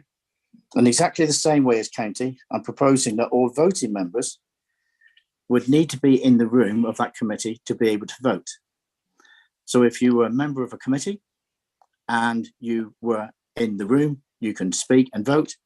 If you were a member of a committee but didn't come into the room, you can still speak and vote, you still be a member of that committee, but you won't be able to vote. So unless you're in the room, it's the only way that you can vote. And of course, you can only vote if you're a member. So if a member of that committee joins the meeting virtually, then, and although they may be a member of that committee, they won't be able to vote. I'm trying to make that point absolutely clear so as everybody understands what the recommendation is all about. As for subcommittees and forums, I see no reason why these cannot be just kept as virtual meetings. The meetings I am proposing that should fit within this category would be full council, cabinet, strategic planning, audit and governance, overview, and scrutiny. As for other committees, and as has been mentioned before with licensing and enforcement, that sits in a different category. So that runs as it runs, and it already meets, I believe, face-to-face, with having to make meetings, face-to-face meetings anyway from time to time. So that's my, what I'm going to say is my amendment to change. And I put it out there to look for a seconder. And I'm also obviously very much welcome the debate, but getting back to face-to-face meetings is absolutely key for me. And I'd wait to hear what other members have to say as well. Thank you. Thank you very much. I believe the next thing to do, obviously, in that it's been an amendment to the proposal proposed, I need to basically seek a second for that. Do I have a second for the proposal from Councillor Skinner? Happy to second, Chair. Councillor Hawkins. Councillor Hawkins. Okay, would you like to speak to it, Sam, at this point? Councillor Hawkins or not? Yes, please, Chair. Okay, over to you. Thank you. I think this is a very simple motion. As we've heard from the Chair's opening speech today, this council is not making legally binding decisions for its democratically elected councillors. As far as I and other colleagues I've spoken to are aware, we are the only council in England not taking decisions and making recommendations to officers through delegations. So I wonder why other councils have chosen not to take this step. Whatever the benefits of virtual meetings are, and there are many, and I'm sure we will hear them tonight around equal access, the benefits for the environment, those ultimately are fundamental issues with the Local Government Act 1972, which we are supposed to be following. The Act itself does not allow us to meet virtually and our votes to be binding. I believe we're in a morally grey area when we start to pick and choose laws that we don't like to follow, and we come up with ways of circumnavigating them. I can imagine if a developer happens to do that in a planning bit, we would be quick to criticise them for coming up with ways of circumnavigating the rules, and it makes it more difficult to criticise those actions. I believe the public expect us to be making real decisions as recommendations have been made. As already touched on, there's been the issue with planning committee. So it's for that reason that it's right for the standing committees to go back to physical meetings with remote access still available for the public, officers, non-voting members. We've already touched on the point around licensing, which allows for virtual meetings. We will still, of course, benefit from all advisory forums and panels remaining virtual, as they have been obviously a success. Thank you. Thank you very much. Just a quick question of clarification to proposer and seconder. Just for my information, are we effectively proposing what we used to call a term Zoom in the room, which is where we had laptops in the rooms for those taking part, and the system was actually all included those, whether they were there or whether they weren't? Is that what we're talking about? I think, sorry, Sam, if you don't mind, if I lead on, and if you want to add in, of course, please do. I think we've already had a run of this. We had a run of this when we did some planning meetings, and I'm sure other members who are on the planning committee will remember that. And it is Zoom in the room, yes, it is. And the reason why I don't like Zoom in the room, really, by preference, is because, from what Henry is telling us, that we haven't got the organised audio equipment to make it work in another way. So Zoom in the room can be what we can start off with. It's not absolutely ideal. I know that, everybody turning up and you've got your headphones on, you're looking at the Zoom and the people across the room, but we are where we are. We need to get back to physical meetings where councillors are making decisions. So the answer to your question, Chair, if I may, is if that's how we need to start off until such time that we have that gap between getting our audio equipment sorted out so we can move out of that and into a better place. But what I don't want to do is, I'm not prepared to stand for, is that the we don't do the Zoom in the room on the basis we just kick a can down the road until we get for another 2 months down the road. If we can do Zoom in the room, let's get to that. Let's get to making face-to-face meetings, and then let's get to a place whereby the strata or whoever it is sets these things up, give them the opportunity to get something working well. But we don't have to wait for that, and I see that as a bit of a faux-pas, because we can get going now, as every other council in the country is doing. Thank you. Thank you very much. No, that clarification is extremely helpful, because I was trying to look at the practical way we would actually achieve what you're actually suggesting. Now, what we're doing now is obviously speaking to the amended proposal. Chair, sorry, Chair, because it's only a report, it's not a motion as such. So you can, it will just be, that will be the proposal. You don't need to take it as an amendment. Oh, okay, fine. Thank you very much for that clarification. Makes it a lot more simple. So we're actually speaking to the report recommendations, effectively, then, of which this is proposed by Councillor Skinner. It will form actually one of the options. Is that correct? Yeah. Well, I think what we're effectively saying is that, what Councillor Skinner and Councillor Hawkins are effectively saying is the main subject of the report now falls away, because it is meetings that will be compliant with the Local Government Act. What we then do in a hybrid sense can just fall or just be dealt with as part of that. So, we are effectively going to be turning to physical meetings and meeting with the compliance. So we don't need a huge amount of all delegations and all those kind of things, really. No, it makes my job a little bit simpler this evening. Councillor Wibley, Joe. Hi, before I start, I'm tempted to ask Councillor Skinner what he meant by it's a faux bar, but I don't think I should really. Yeah, as Councillor Hawkins said, we have there are many advantages to virtual meetings: increased councillor participation, greater public openness. Our commitment to the Nolan principles being served by that, promotes access to all, so it widens the pool for prospective councillors. It's cheaper, it's greener, all of these things.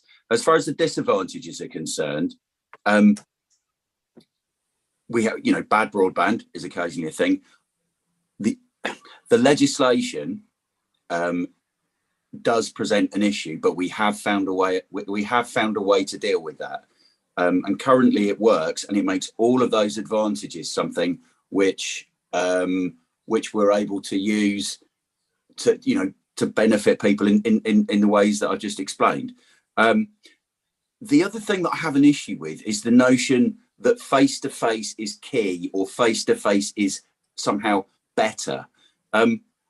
It makes no sense to me, because when questions, proponents just say it just is, or that's how it's always been done, and that's not an argument. It's at best it's nostalgia, and at worst it's an attempt to sort of maintain the status quo. So more single mum students, the disabled, and like me, working people who don't drive, would be able to put themselves forward to represent their communities. And I think the notion that virtual meetings will disappear, that virtual meetings may become permanent, somehow feels threatening. It threatens the idea of sort of Jacob Rees-Moggs model, that if you're not in the office, you're not doing it properly. And it suits the type of councillor who does very little casework, and is only interested in sort of planning applications, and not the sort of councillor who wants to spend time closer to their communities doing casework. Obviously, every time I'm not here for 3 hours, I'm not able to do any of that. And just for information, I realise this is a personal thing, and this is a very selfish thing to say. For me to get to a council meeting at 6 o'clock in Honiton, because of the appalling public transport, I have to leave at 3 o'clock, because there's a train every 2 hours. I'm at work. I work in a school. That takes people away from, that takes me away from my job. It's crazy. And it is just that piece of legislation that stops us, and we found a way around it. I'm going to end by saying something a little Eric Cantona-like here. So when fire was invented, who was pining for the cold in winter? Nobody was. We've got this brand new shiny thing. Why do we miss the old thing? I don't get it. Right. Thank you, Chair. Thank you very much, Councillor Wibley. Councillor Johns, Vicky.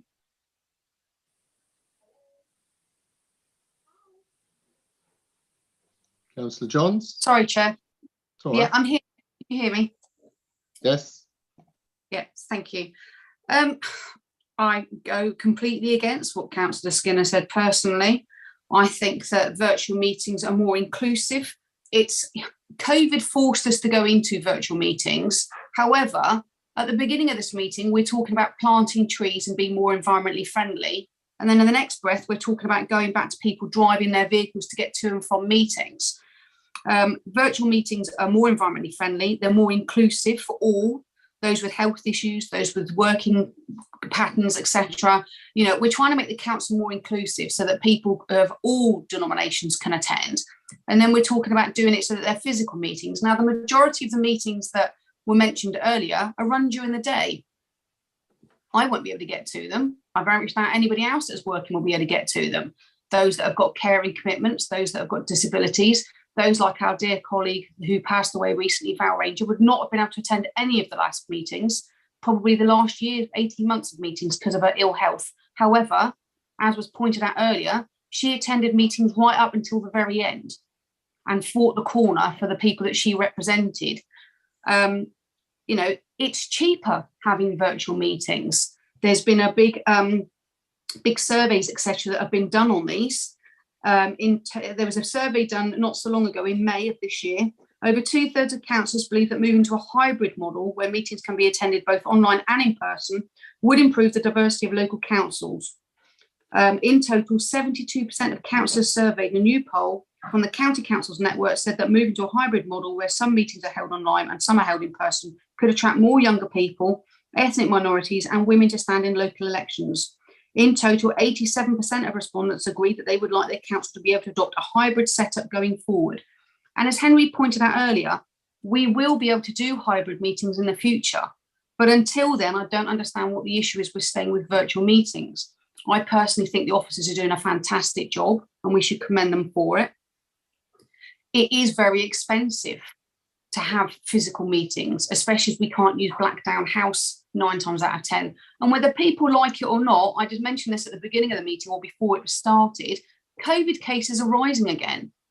Now, if you're fit and active and you've got your injections, etc., you're probably going to be okay. But I know a lot of people that are younger than me that have been knocked for six by this new wave of COVID. And then you're going to have flu season, etc. The NHS is at breaking point and we're trying to actively encourage more people to group together. Doesn't make sense to me. Thank you. Thank you very much, Councillor Johns. Councillor Bonetta. Jake. Thank you, Chair. I just wanted to come in and actually speak in support of the amendments tabled by Councillors Skinner and Hawkins. I come at it from a couple of angles, but first and foremost, I wanted to mention something that hasn't yet been mentioned. I think Councillor Johns touched on it briefly about bringing people into rooms just then. The council is already forcing people into its offices and its rooms. It's forcing its officers into the offices to do all of the work of the council in Blackdown House, in Exmouth Town Council and the rest of our offices. What we are doing here, if we continue with the virtual method, is we are creating a hierarchy between our officers and our councillors. If we expect our officers to work from Blackdown House and from Exmouth Town Council, then I think councillors should also be in that same boat. I do have great respect and great support for the idea of virtual meetings. Not only does it help me more personally, because a lot of my roles and actually my paid jobs are here, there and everywhere, but it does help a lot of other people. However, as has been said, we are the only authority in England that does this, and there is no legislation in place that supports this. Now, I know a couple of Labour backbench MPs and maybe MPs from other parties have tried to make moves to allow for virtual meetings going into the future, but this has not been taken up in legislation and has not been done yet. And I've been laughed at by other councillors from other parts of the country. I've been on this council since July 2021, and I've met in person with East Devon District Council a grand total of twice to vote on the budget and to vote to go virtual. So in terms of actual decisions I've taken, as opposed to recommendations, it's a grand number of 2. Now, I know recommendations and decisions are very similar by their right, but we have seen, as has been mentioned, certain issues and certain conflicts as to decisions being made by the council. If we met in person, there would be no discrepancies there whatsoever, because we'd know exactly what the council had said. I think it is really important that going into the future, we do have a hybrid system. I think that is the way of the world. And actually, I think that is a brilliant way to go, meeting in the room and also virtually, and having those hybrid systems set up. However, I think that in the meantime, actually, we should be looking at going back to in-person meetings. Thank you very much. Thank you, Jake. Councillor Desarum, Bruce. Good evening, everyone. Thank you very much, Chair. I particularly was drawn to Henry's report under para 6, where Henry wrote, as a general observation, there seems to be an acceptance within the populace that life is returned to normal and the need to live with COVID as part of everyday life.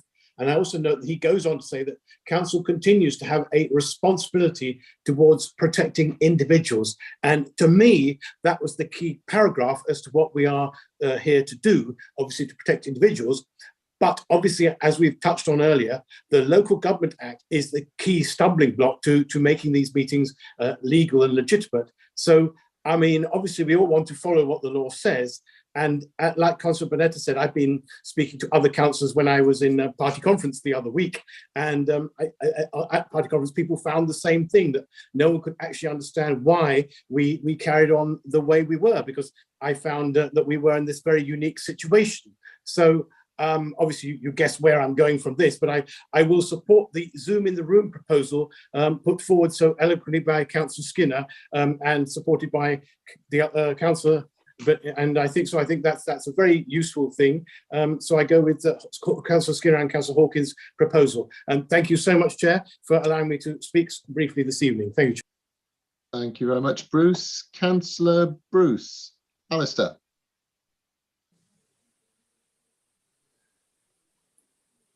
Thank you, Chair. Can everybody hear me? Yeah, I got a nodding head. Okay. Look, the benefits that have been put forward for staying on Zoom are laudable, and I get it about inclusivity and the green issues. But the poor broadband connection, you know, seems to be being glossed over here. And as we've seen tonight, a number of us have struggled to carry on in this meeting. I myself had 5 goes at getting logged in to actually join the meeting, and that's for me is quite a stressful place to be, because I want to, as a councillor, take part in the democratic process. And if the electronics of actually doing that are getting in the way, I feel I'm actually being discriminated against, because I could well be in a position where I've got very important things to debate or a vote to add to the situation, and because of the electronic situation that I'm in, I'm stymied from doing that. If my neighbour puts on the football up the road, I'm done for. So I would be supporting Councillor Skinner's proposal. And also, if it's such a good idea that we stay on Zoom, why isn't it that anybody else is taking up the pad on that one? Thank you, Chair. Thank you very much. Councillor Gazzard. Steve. Thank you, Chair. Well, I think most of what has been said in support, I would agree with, Chair. We keep putting this decision off. We put it off for about 3 or 4 times now. And I am one that do believe that we should go back to face-to-face meetings. Not for every meeting has been said. I think that there is reasons why we can, as I would call them, working parties, but I think East Devon call them forums. We could go with that. But I mean, I really struggle, even in Exmouth, where I live, with my internet system. And as we've seen tonight, there's several people in other parts of the district have severe troubles. Sometimes I've got to log in several times to try and get in. And in the end, if I can't get in, I'll give up, because I think, well, I've tried 3 or 4 times and I can't get in. So I really do think we should be getting back to face-to-face meetings for some of our meetings. The only problem that I see with Zoom in the room, that my experience of when we had it with planning committee, was that even with headphones on, we got tremendous feedback. So you were getting the conversation twice, if you like, but I'm sure that can be overcome. But I really do feel that we should now be looking for face-to-face meetings, and I will be supporting the amendment. Thank you. Thank you very much, Steve. Councillor Cahill. Fred. Thank you, Chair, and thank you for allowing me to speak. My view, I mean, I've listened to lots of people give lots of different viewpoints. Some I agree with, some I don't agree with, but that's not what I want to speak about today. What I want to talk about is the technology. I'm led to believe that Exeter City Council and Timbridge District Council use a hybrid solution. Yet we've talked about using a hybrid solution, and I think Henry said that we haven't got the technology in place, but we employ Strata, same as Exeter and same as Timbridge.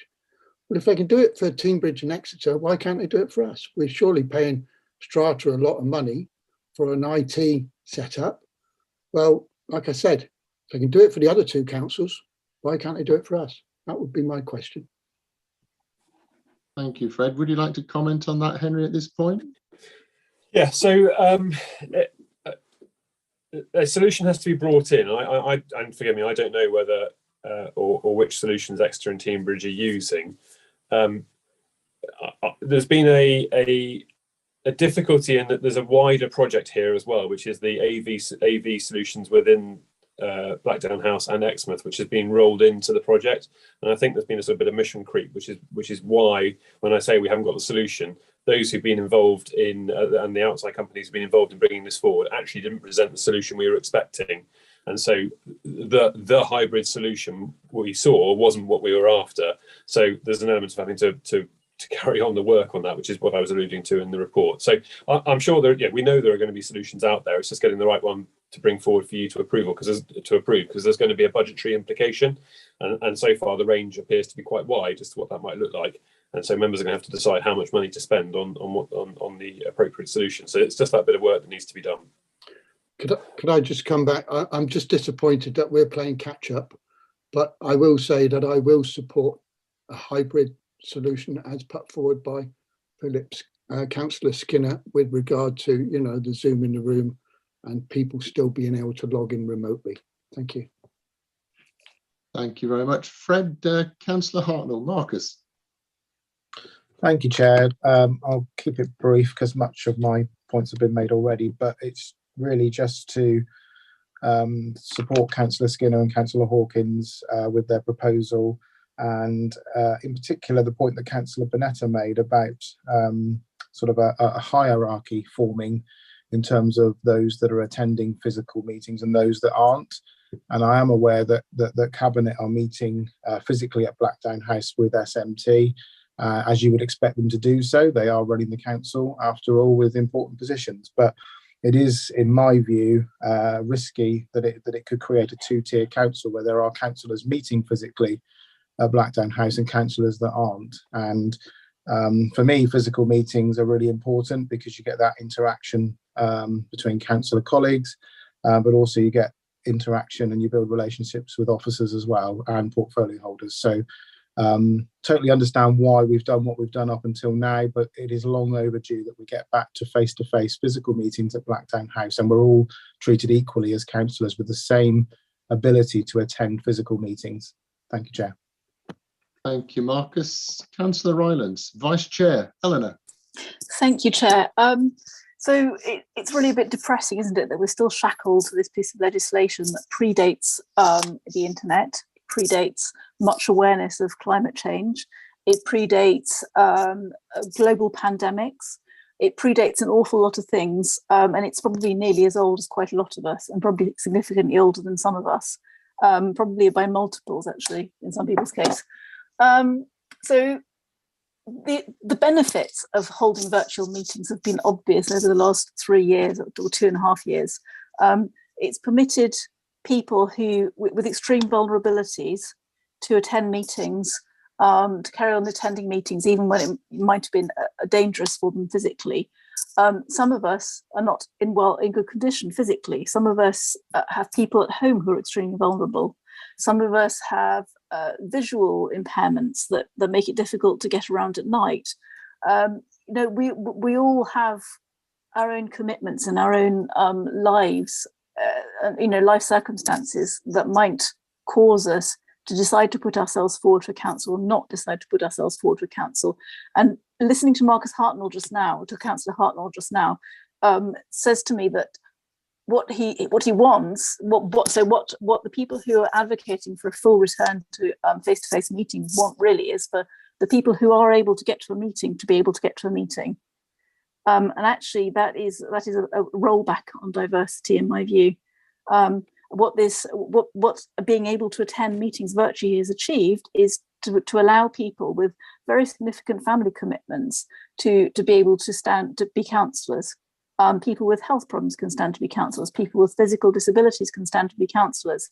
And in my view, the 1972 Local Government Act is completely out of date in the aims that we have in the 21st century. One of which is to save the environment by not driving around all over the place in cars alone late at night, probably up to 20 miles in the case of some of us. And the other one is that people from all walks of life can represent their communities and all types of ability and all types of diversity. And in fairness, there were already some people who were finding it increasingly difficult to attend face-to-face meetings before the pandemic, because of the utter devastation in public transport. So it is depressing that we are here. It is depressing that the government's done nothing about this over the last 3 years to actually formalise it, to make it possible to have at least hybrid meetings, because I know from contact with members of the public that they very, very much appreciate the ability to log in from home and attend our meetings and find out what's going on and be able to replay them later. So I very much hope that whatever solution we arrive at in a moment, it will enable people to keep joining remotely, and it will also leave a physical trace of our meetings on YouTube forevermore so that people can catch up later as and when their timetables permit. Because otherwise we risk just going back to a situation where local government representation becomes the province of older retired people, maybe with a final salary pension, which is not a situation any of us really should want to aspire to. Thank you. That's really all I have to say. Thanks. Thank you very much, Eleanor. Councillor Miller, have you spoken on this already, or am I just used to seeing you speaking on the other stuff? Must be that. Thanks, Chair. Councillor Miller. Very flattering as usual. So this is a landmark moment for me. It's the first time I've disagreed with my dear friend, Councillor Whibley, and the first time, and maybe only time, I ever wish to speak to defend my usual opponent, Councillor Skinner. I don't think Councillor Skinner in his speech ever criticised the merits of virtual meetings or the idea of it, which is why within his and Councillor Hawkins's proposal, virtual meetings will continue to play a key part in this council for advisory panels and forums, of which there are many underneath the decision-making standing committees, and both Councillor Skinner and Hawkins praised the role of remote access for others, such as the public, in hybrid meetings. I personally want to see the Local Government Act 1972 modernised, like Councillor Rylance does. There may be some on the Conservative side that wish it to remain the same, but the cold hard fact we need to remember at this meeting is it hasn't changed and we can't change it. There have been recommendations made by a democratic vote of full council and planning committees which have been overturned due to an officer's professional opinion. Why should we be asked to vote again and again and again on the same thing? And while I respect officers' professional opinion, I believe in the notion that officers advise, councillors go away and have regard for that advice, but ultimately, as long as what we're proposing to do is legal, councillors decide. And democracy is precious. If I were to vote in my own personal interest this evening, I would vote to continue fully virtual meetings. It makes life easier for me. My internet connection is great. And as I said, I wish the law would change. But I'll be voting for hybrid meetings because I believe it's in the public interest. I believe it's what the public expect of us, for us to be making the decisions we were elected to make. And I believe it strikes the right balance between inclusivity, protecting the environment, but also ultimately we have to fulfill our democratic roles. Thank you. Thank you very much. Mr. Gordon Lennox, Henry, you're indicating. Yeah, and I do appreciate other councillors want to have their say, but can I suppose it's worth just throwing into the mix now an area of concern for me, which is this terming it the hybrid, because so members voted against pursuing that sort of interim hybrid approach, which was deemed to be substandard back in, and forgive me, I can't remember which one it was now, whether it was December last year or May this year, I can't remember which one it was. But either way, members voted against it, saying that there were concerns about how meetings were run through that interim hybrid. And there are issues. There's no doubt about it. There are sounds, you've got the feedback, and you know, it presents difficulties.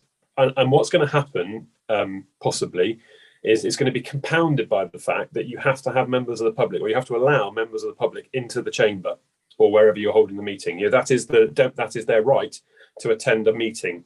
Because, okay, although you're going to say it's hybrid, there is a physical meeting taking place where the vote has to happen, where people have to be in attendance to vote. The public also have to be permitted access into that.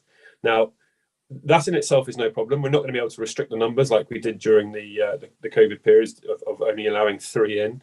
You know, we're going to have problems restricting that. Now, if they're all attending and they're not bringing their laptops with them and their tablets, how do those who are not physically present, and potentially possibly officers, how are they going to be able to dealing with members of the public in the chamber? So I think you're going to have a problem running the interim hybrid approach on a sort of on a physical basis with members of the public present. So I'm thinking that probably the best solution is accepting that hybrid is where you want to go, but if there is a requirement for physical meetings, is you just accept that between now and January, whenever that solution is going to come back, it is a return to normal physical meetings for, and I would suggest actually you go for the standing committees and their subcommittees, so all of them. I don't see a rationale for excluding standards personnel and L&E, other than where you're allowed to hold it virtually anyway. I think they should all be, because I think from an administrative point of view, it's going to be much easier to be able to deal with it, to know that the standing committees are physical, and then your panels and forums are not, because they're not going to be decision making. So for me, I think that's probably the best, is you accept the standing committees go back to physical on a short-term basis, just as it was, and that you introduce an acceptable hybrid solution, because I think the difficulty it's going to introduce in the meantime will be problematic. So I'm happy to sort of take that further as the debate unfolds, but that at the moment, Chair, is just my views of some of the problems we're going to be faced with. Okay, thank you for that, Henry. I'm going to just run through the, well, we got the motion is, so they're not the motion, but the recommendation as Councillor Skinner put it, and he'll no doubt tell me if I'm wrong, but basically his recommendation that we've been speaking on to date involved full council, cabinet, strategic planning, audit and governance, overview and scrutiny, basically going back to full in the room, and with the augmented by the Zoom in the room to maintain the external access and recording, and the fact we could still keep the video channel going and so on. Now, the other, what we did do, and members I'm sure will have seen this, and that's correct, isn't it, Councillor Skinner? Sorry, I've got everything right there. Because I'm trying to simplify it so everybody knows what we're actually talking about, because obviously we've gone off on a few tangents. Yes, absolutely. And it's to have the virtual as well. The line of talk has been that I only want face-to-face meetings, don't want virtual. That's not what I offered. And need to focus on. Sorry, I was saying that the other other ones I didn't mention, you would envisage actually continuing as virtual meetings on the basis they're not decision-making anyway. And I use the terminology, Chair. I use the terminology subcommittees and forums. The smaller meetings that could just stay as virtual. That's where I was coming from. Yeah. Okay, well, so I'm conscious of other people want to speak, and I don't want to stop them. I'm also conscious of Henry's comments. On the papers, there's a link on your agenda papers to notes from the chair to all councillors, which was actually a notes I wrote, in fact, in April this year, which actually includes as Appendix A. So the documents are in the public domain, they are there. It includes possible meeting profiles should a hybrid strategy be adopted. It was on page 5 of 7 on there. Now that actually sets out all a suggestion at the time that was based on consultation between the chair and our officers that would actually form a sustainable solution should we decide to go down the sort of route that's been proposed by Councillor Skinner. Now, I don't know whether members are able to look at that and basically confirm that that's an amendment, an acceptable amendment to Councillor Skinner's amendment, and that it does have the additional input of the officer's view of what we should and shouldn't. You know what I'm saying, don't you, Henry? Yeah. It's just laying out. What that table does is it effectively is the standing committee. So everything that we talked earlier about that political balancing sheet, but those committees that are listed in there are what we'd call the standing committees. They have a series of subcommittees, and I think if you're going to go back to physical, I would suggest all of those are caught and their subcommittees. The only addition to that is the community grant panel, because that has decision-making powers too. Outside of that, the rest, I think, panels and forums could be held virtually. So I don't think there's a massive issue with that. For me, the problem is the public access, because by law you are required, and this is for Cabinet and all of the other committees, by law you are required to allow public access to the meeting. Now, if you're doing it in this Zoom in the room, so all the members are on their devices with headsets interacting in a virtual way, the public are going to be excluded from that discussion if they're in the room and they don't have access to it themselves. And that's going to cause problems. So the more I think about it, the more difficult it's going to be offering that interim hybrid solution. And I would be saying that if you're going to go back to physical, and that's your wish, of course, is that for a period of time, until the acceptable hybrid solution is in place, that you don't use the interim hybrid, because I think it's going to cause problems. We're going to fall foul of requirements, I think. Okay. So for avoidance of doubt, what you're implying is, my understanding is, sorry members, if you bear with me a second, is that we would lose the streaming that we're seeing this evening, for example. We wouldn't have the audio capture. We wouldn't have the engagement for the public being able to watch live, because of course we wouldn't have the systems at the root of that, because it's obviously a Zoom system that's actually delivering what we're seeing now and what members of the public are seeing now. So I'm not saying that's a good or a bad thing, but I'm saying it's something that members, colleagues need to recognise, or should prudently recognise, that we are going to lose a significant amount of our interaction, openness and transparency with the public should we decide to take this route. So anyway, for a short period of time. For a short period of time, at least, depending on whether we believe that the budget requirements of what are likely to be substantial for a proper hybrid system, by proper I mean fit for purpose hybrid system, are actually engaged. Anyway, sorry, Councillor Bailey, moving on. Jess. Thank you. Well, I was going to say I don't agree with Councillor Skinner, but now we've got an even worse option on the table. Because I think it would be absolutely terrible to go back into face-to-face meetings and to not have the ability for people who aren't committee members and for members of the public to actually watch our meetings. I mean, you know, I'm not saying that we've got massive viewing figures, but I think that members of the public have come to expect to be able to see our and join in if they want remotely in our meetings. So I think it'd be a really, really, really bad decision to force people and to force people into the room and to stop any kind of live streaming. And I never believe when people say it'll only be for a short time, because we know, I mean, the whole country's in a state of chaos and crisis. I mean, how long does everything takes twice as long. So we could be potentially doing this for months and months and months and months. And I think that will be really regrettable. And as a mum, it really, really helps me being able to join meetings remotely. I'll personally have to reconsider the panels and the extent of the committees that I'm on, because it'll make it much, much harder to always go into Blackdown House. You know, at the moment, I can dial into things. I think there's a lot of democratic engagement from all members in all committees as a result of the way we hold our meetings. And I'm also really concerned about the actual room in Blackdown House, because it's one thing saying, oh, well, other councils, you know, have their meetings face to face. Well, other councils have much bigger rooms. And at that council chamber, you cannot have 60 councillors in there and have a hand sanitizer. COVID is airborne, and if we have 60 councillors in that room, I dread to think the outbreaks of COVID that we will have as a result. So I think it would be a real mistake to force face-to-face meetings pending a hybrid solution, which may take goodness knows how long. So I'd be much keener to carry on as we are, and then please ask that the hybrid solution can be looked into. And I would have thought, my preference is really not Zoom in the room, because when I did it, you couldn't hear properly. If you were in the room, all you could hear was feedback. But I prefer to have that than to cut live streaming and to have only face-to-face. So yeah, that's my comment. Thank you. Thank you very much. Jess, Councillor Lawrence, Richard. Thank you, Chair. Yeah, I find myself agreeing with Councillors Miller, Bonetta and Gazzard.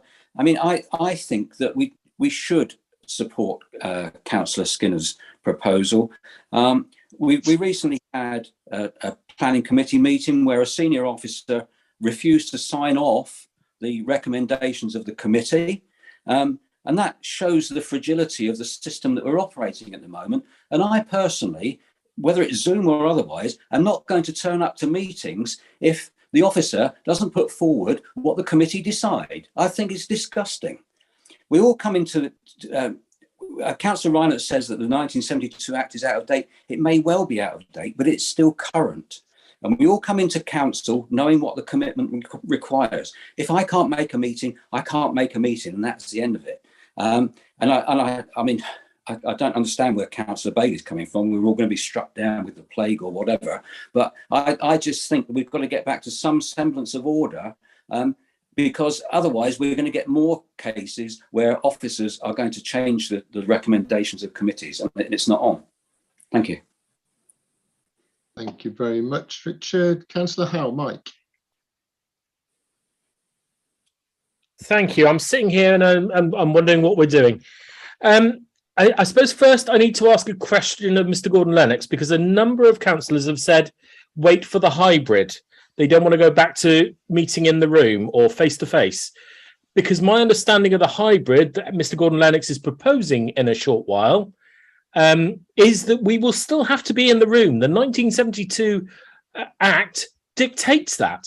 That's not a choice.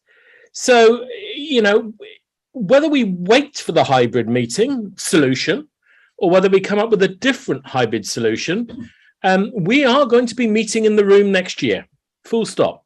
There can't be any in-depth going on about this. We are not making decisions.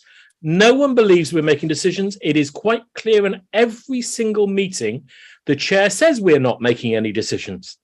It's, you know, if you want to change the legislation, tell Mr. Gordon Lennox, let's change it to officers will do what councillors say, what the councillor's virtual decision is. Ask Mr. Gordon Lennox what he'll say then. But I do need that clarity from Mr. Gordon Lennox.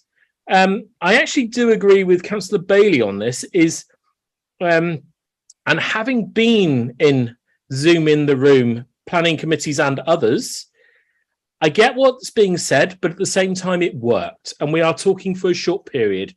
And Zoom in the room, although not ideal, is far better than any other solution. It makes us legal, which is more important than anything else. It means we've got decisions to make and we make them. And it also focuses officers' minds in giving their proper solution by December, January, whenever it is. So we need to do it. But I would like to know Mr. Gordon Lennox's views on those 2 points, i.e. what his hybrid solution is, because I think we all know the answer, and that needs clarity with Councillor Johns and others, Councillor Rylance, and obviously, etc. Thank you. Thank you, Mike. Henry. Yeah, thank you, Chair. So perhaps I can phrase it slightly differently then. So let's call it a substandard hybrid, which was the hybrid that was in place when the regulations ceased, where people had headphones on and they were a participant in a virtual Zoom meeting, but they were also physically present. We'll call that substandard because everybody has to have their headphones on and they're talking to Zoom in Zoom. So that's the substandard hybrid. The The right hybrid is effectively a meeting which is held physically, but those who are in the physical room are a participant in a virtual meeting as well. So you would see on here the chamber the chamber with your participants in there, and that will be cast physically, and the chamber will see the participants as well. And that way you can either attend virtually or you can attend physically, and you will all be involved in seeing the same meeting. So that's the sort of the ideal hybrid. That's the one that's being looked at, and the costings that came back from the one we saw the other day are high. So we need to be looking at whether they are the right provider, and if not, what other options are there. So those are the two. What I'm talking about that the council will need to have is the ideal hybrid. In the interim, the substandard hybrid causes problems. Members have not been happy with it and have already identified in this meeting that it's less than ideal. But actually, there is a more acute issue about members of the public not being able to see everything that is going on, because if they're in the room and they haven't got connection to it, they will not be seeing anything that's being said by others in the meeting, and that causes a problem. So that answers that, I hope, Mike. Sorry, Councillor Howe. What would I say? And picking up on what Councillor Lawrence said about officers changing recommendations, that's not what's happening. Officers are not changing recommendations.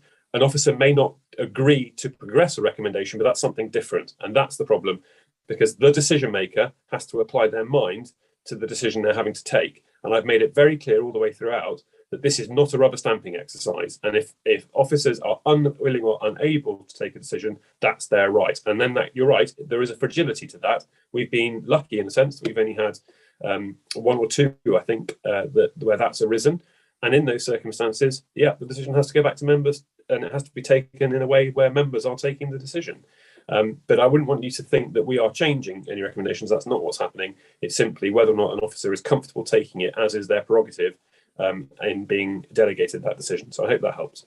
Chair, could I just come back, because Henry didn't quite answer the question I was asking. He was close about it, but Councillor Howe, sorry, I was looking to see where you were. Sorry. Yeah, sorry. If you could briefly, because we only normally do one hit on these things, as you know, and I've got speakers I want to hear from. It will be brief, but it is very important. And Henry, Mr. Gordon Lennox, in your description of your advanced preferred hybrid meeting, where you said we could be in the room or out, I'm assuming due to the 1972 legislation, though, the decision makers will have to be in the room. Yes, that's correct. Going back, that's I just needed to be clear for everybody that we will be meeting whatever, shall we say. Thank you. If you want to take a decision, you will have to be in a room. That's correct, and a virtual room isn't acceptable because they didn't exist in 1972. Councillor Rank, Eileen. Thank you, Chair. Well, dear, oh dear. Jurassic Coast, it about fits this picture, doesn't it? We've been saving harm to the environment. We're on our way to meeting our carbon neutral target, and this is going completely in the face of that. Mention has been made several times about the planning committee decision and how it's been overruled by officers and sent back. Well, the first decision, which officers refused to sign off, was for shot blasting in the Blackdown Hills. So we all traipsed out there on a site visit, and we were almost deafened by the sound of birdsong. The committee at that time, in their wisdom, ignored all the scientific data and took instead the evidence of two people who had not long been resident in the area. Now, after the site visit, the decision was made to approve the application. There was no problem. Birdsong was the loudest sound. Now, with this latest decision to overrule the planning committee. I wasn't at that meeting, but I have watched the YouTube meeting. I have also taken independent advice because I'm so concerned about this.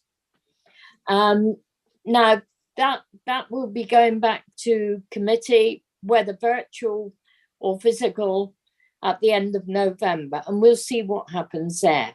But it seems to me that some councillors are driven to ignore professional planning officers' advice in order to push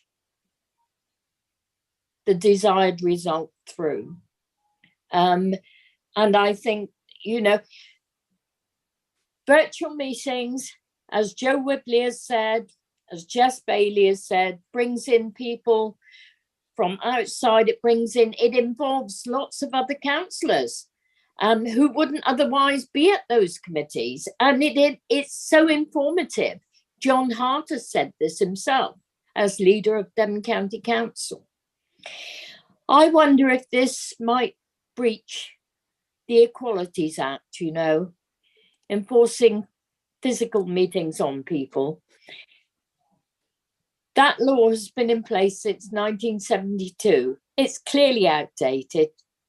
It's no wonder they call us a Jurassic Coast, not just for the rock formation and the geology. But really, I think we're forward-looking in using technology in our meetings. In my particular personal circumstances, I have very, very vulnerable people, family members, one of which went through their third neurosurgical operation last week. If we were to go back to physical meetings now, I would not be able to attend those meetings. And I can hear the cheers going up already.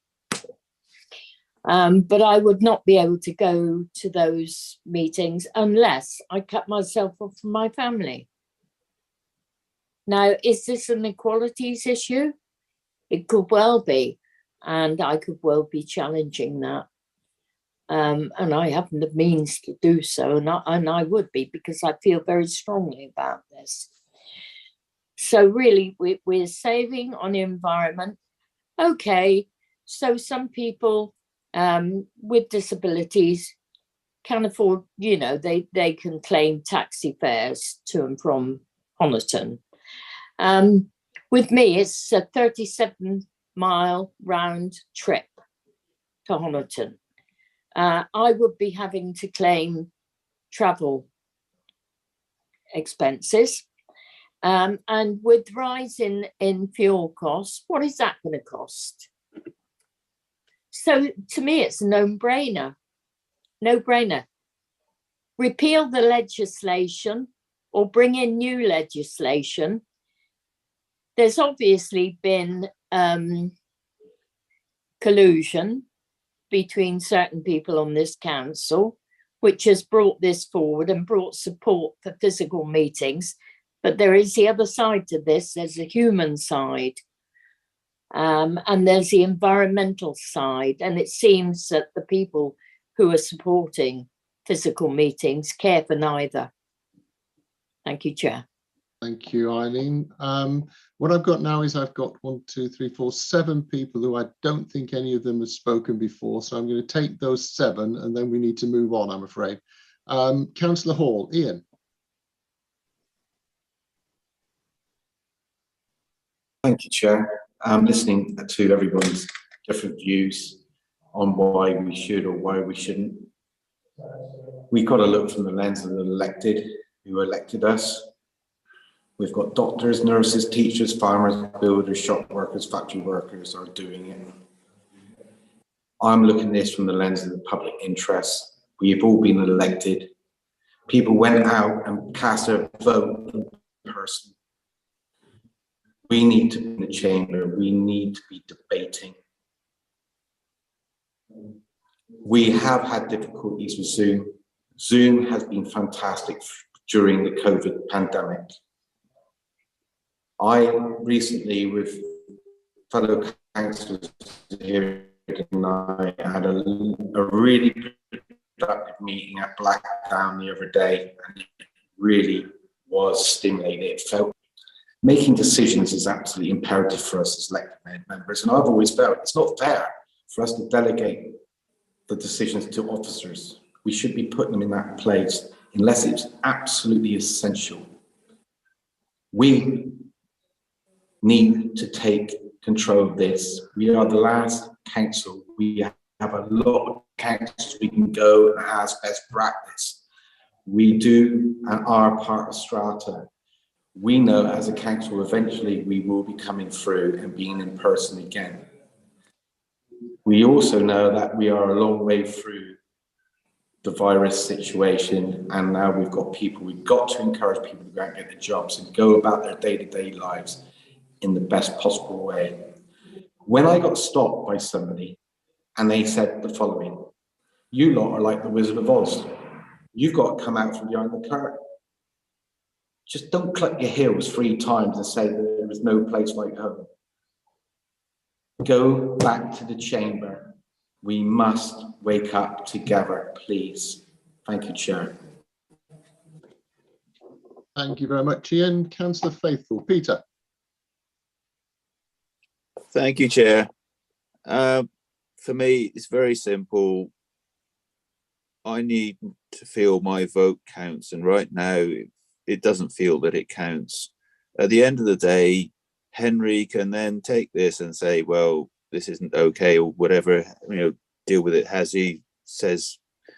And to me, it shouldn't. We should be making that decision. That's what we're here for.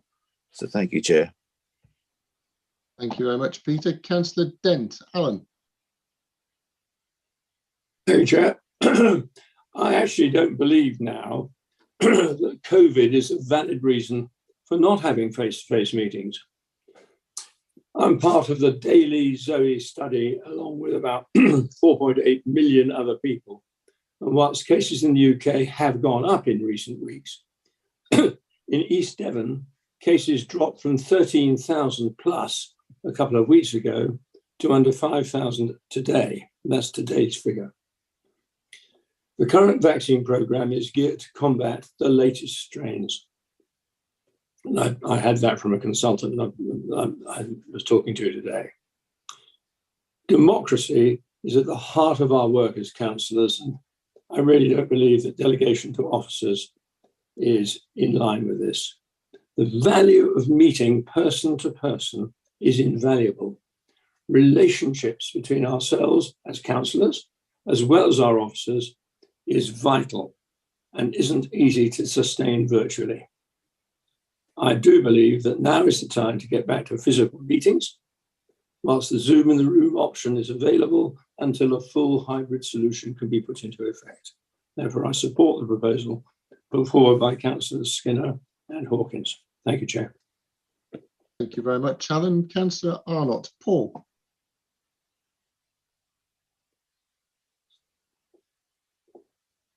Thank you very much, Chair. I'll try and keep this brief. Well, members may notice that I'm at Blackdown House, and that's because my wife decided to change internet user on Monday, and that's gone very well, and we don't have it back until next Monday. But can I just recommend to Councillor Bruce, it's quite nice here. You can just get in your car if you haven't got the internet. So just going through some of the points that have been made. Frankly, I'm not going to accept any medical advice, with all respect to Councillor Dent, from Conservative members, because I remember the absolute nonsense you spouted in conversations before. I remember, I mean, such delicate idiocy. You were predicting the end of the pandemic about 18 months to 2 years ago. Get back to Blackdown, you were saying. Get back to Blackdown, serve democracy. COVID is over. No, it wasn't, and no, it isn't.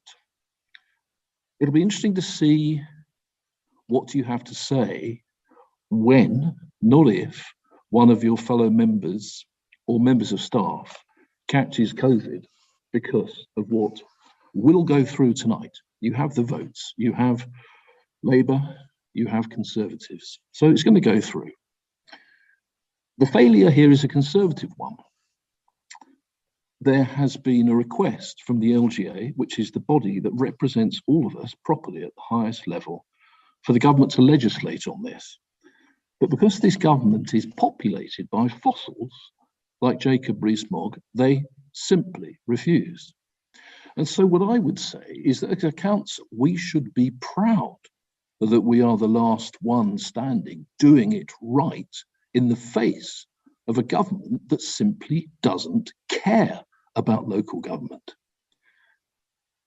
When it comes to some detail around decisions that have been apparently, it's said that they haven't been put through by officers. This is complete nonsense. There have been 2 decisions. One is currently under discussion relating to planning applications. Now, I can't say too much about the current one, but guess what? The current one was the Tories bunching together to oppose officer advice. Ring any bells, Labour members? Maybe that's what's happening tonight. Tories, when you moved from the Knoll, what you built was this chamber. This chamber, which cannot fit us. It cannot fit us at the best of times, or the officers who have to serve us, let alone members of the public. Surely you remember what council was like here when we were sitting on each other's laps. Never mind COVID, we were catching everybody's colds and heaven knows what else. So Conservatives, you did not build a building fit for democracy. Conservatives, you have not done the legislation that should have been done, which means that this progressive council that has tried to do everything in the most inclusive way has tried to serve parents, people of all genders, has tried not just to serve the retired, the comfortably off. You are now going to bring this to an end with your Labour supporters. In the end, the disrespect shown to the work of the chair and the monitoring officer in the report is quite extraordinary. I would love to be back here in a secure, technical way where we could simulcast and do that.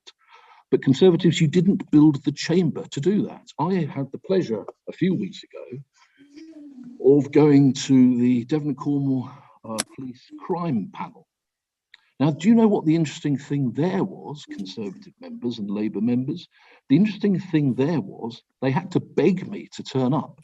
Why do they have to beg me to turn up? Because if I hadn't, they wouldn't have been quorate. They wouldn't have had 10 members of the Police and Crime Panel, and therefore they would not have been able to appoint a chief constable at midnight that night, as they were bound to do. That's how well it goes when you force people to meet in person, as opposed to the massive advantages that have been shown virtually. There's much else that I could say. There's a stench of hypocrisy about this from the Conservative side. It's clearly political. It's clearly your MP has been bleating about this in the press as well. It is a very sad moment. But because of that, because of the sheer disrespect shown to the chair, who has dealt with this very respectfully, and the thinking he's put behind, I wonder how many of you actually bothered to look at the link he recommended. I wonder. And the clear advice we've been given as well from the monitoring officer, I'm simply going to abstain because I don't think you're reaching a mature decision. And I tell you what, I back Councillor Wragg. It feels like it's about securing a majority at planning to me. Now that stings. Thank you very much, Paul. I've got 3 more. Henry, is yours something you'd want to bring in now to aid the debate, or is it a follow-up thing? Follow-up, okay. I've got Councillor Howe. I won't be taking you again, I'm afraid. We do only allow speaking once when it's in events like this. So if you don't mind, But Councillor Arnott has made accusations that I need to counteract. Well, I don't recall them. We do take it out of chamber, if you would. Relevant to what now. Councillor Howe, I want to move on, please. Councillor Armstrong, Megan. Thank you, Chair. Yeah, I just want to go back to something, it seems like about 2 years ago. Councillor Cahill said about the Teignbridge and Exeter use a hybrid system that works, and will support a hybrid solution. And what concerns me a bit, and it's a question to Henry through you, Chair, really, is we've known since the 3rd of May that this, some kind of solution was being sought by members, hybrid or whatever. And we've now got to nearly the end of October, and we still seem to be no further forward with that. And that bothers me. And I just wanted to ask Henry, what's been the delay? Did work start straight away after that 3rd of May meeting to look into this?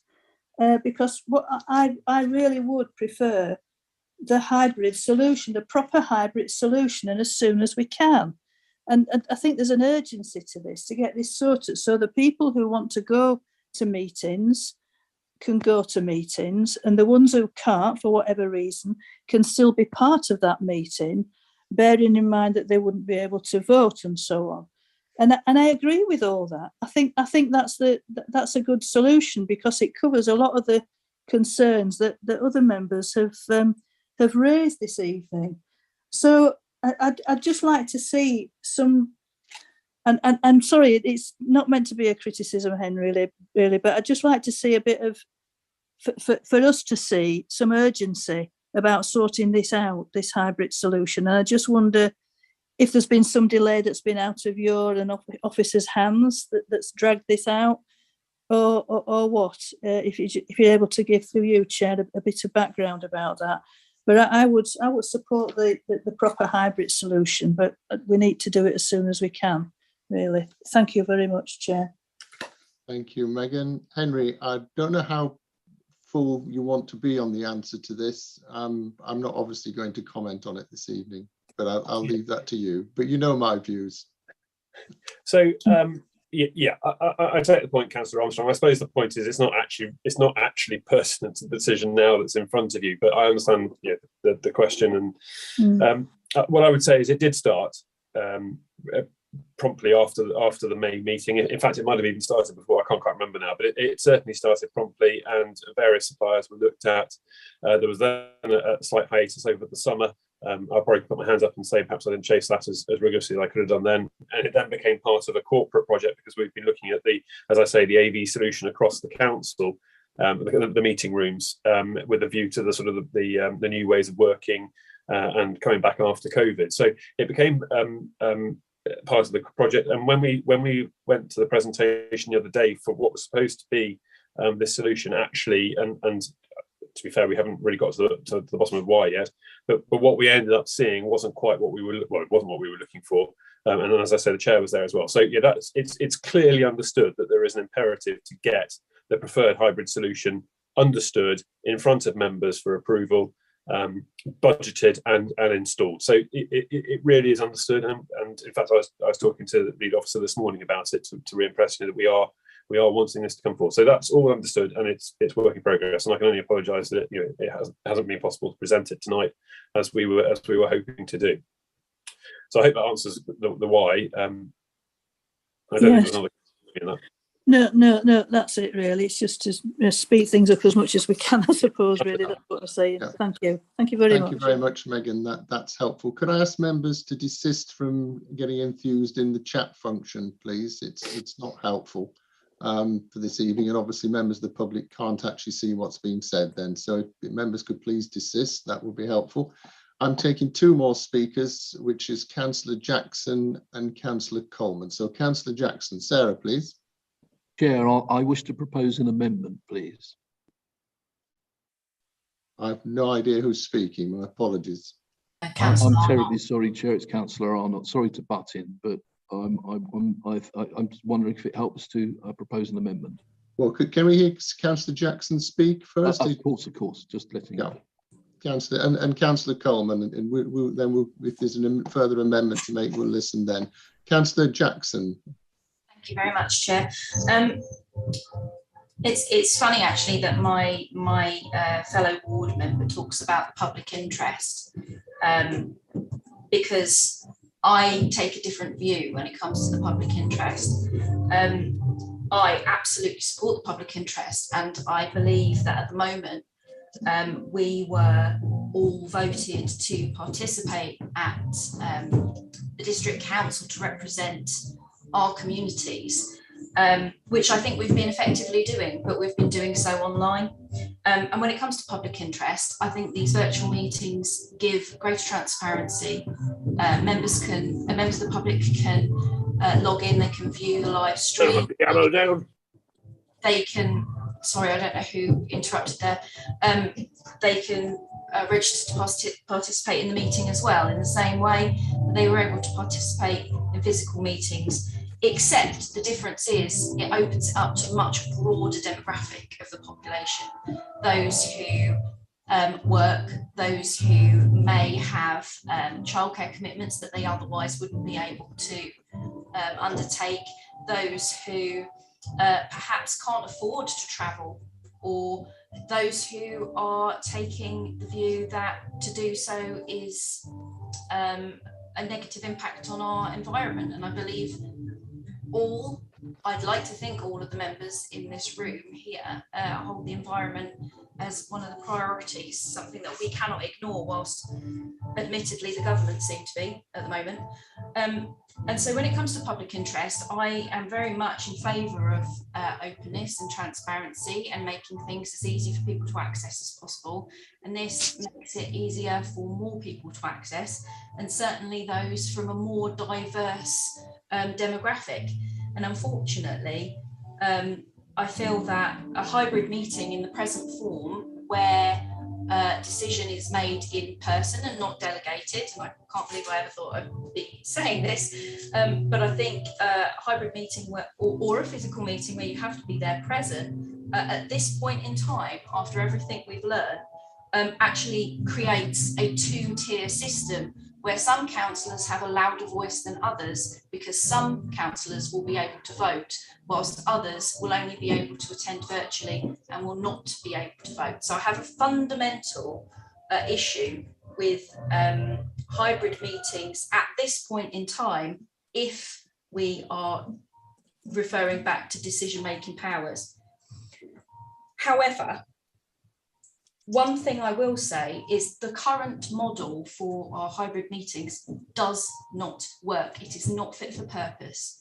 It actually makes it more difficult for members of the public to engage, be that online or in the room. It makes debate disjointed and problematic because members cannot hear each other properly, and they can't hear themselves when they're speaking because they're getting feedback. And for me, right now, I think it would be a complete backtrack to try and shoehorn that current technology into our democratic process. I think it's a very, very bad move.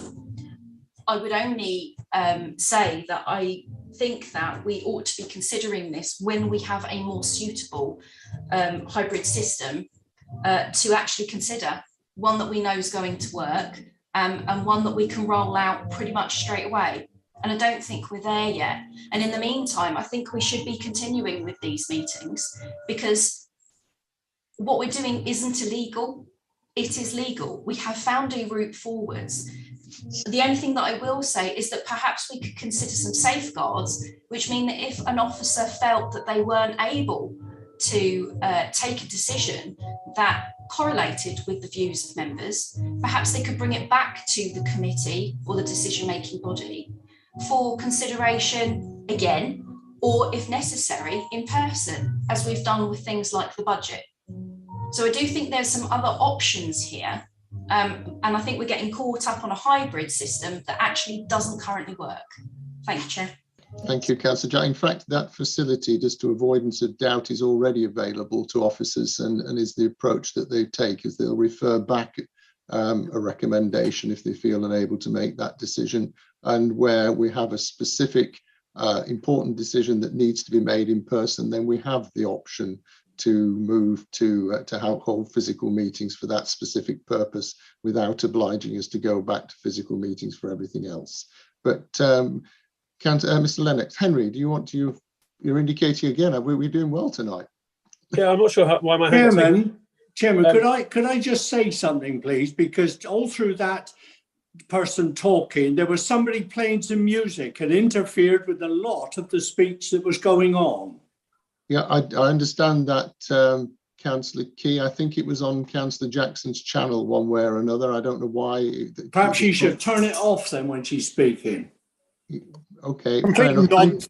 For goodness sake, everybody. Thank you for that. Can we carry on? Sorry, Henry. Yeah, so I do, and I can I just perhaps put it in now. I know Councillor Coleman was next to speak, has been waiting very patiently. I haven't forgotten it. Before Councillor Arnott moves his amendment, can I just clarify with the proposer and seconder exactly what it is that's going to be on the table before the leader brings forward an amendment? Because I think we run the risk of descending into actually not really understanding what's on the table, and obviously I need to understand from my perspective, or I need members to understand from my perspective where the concerns may sit.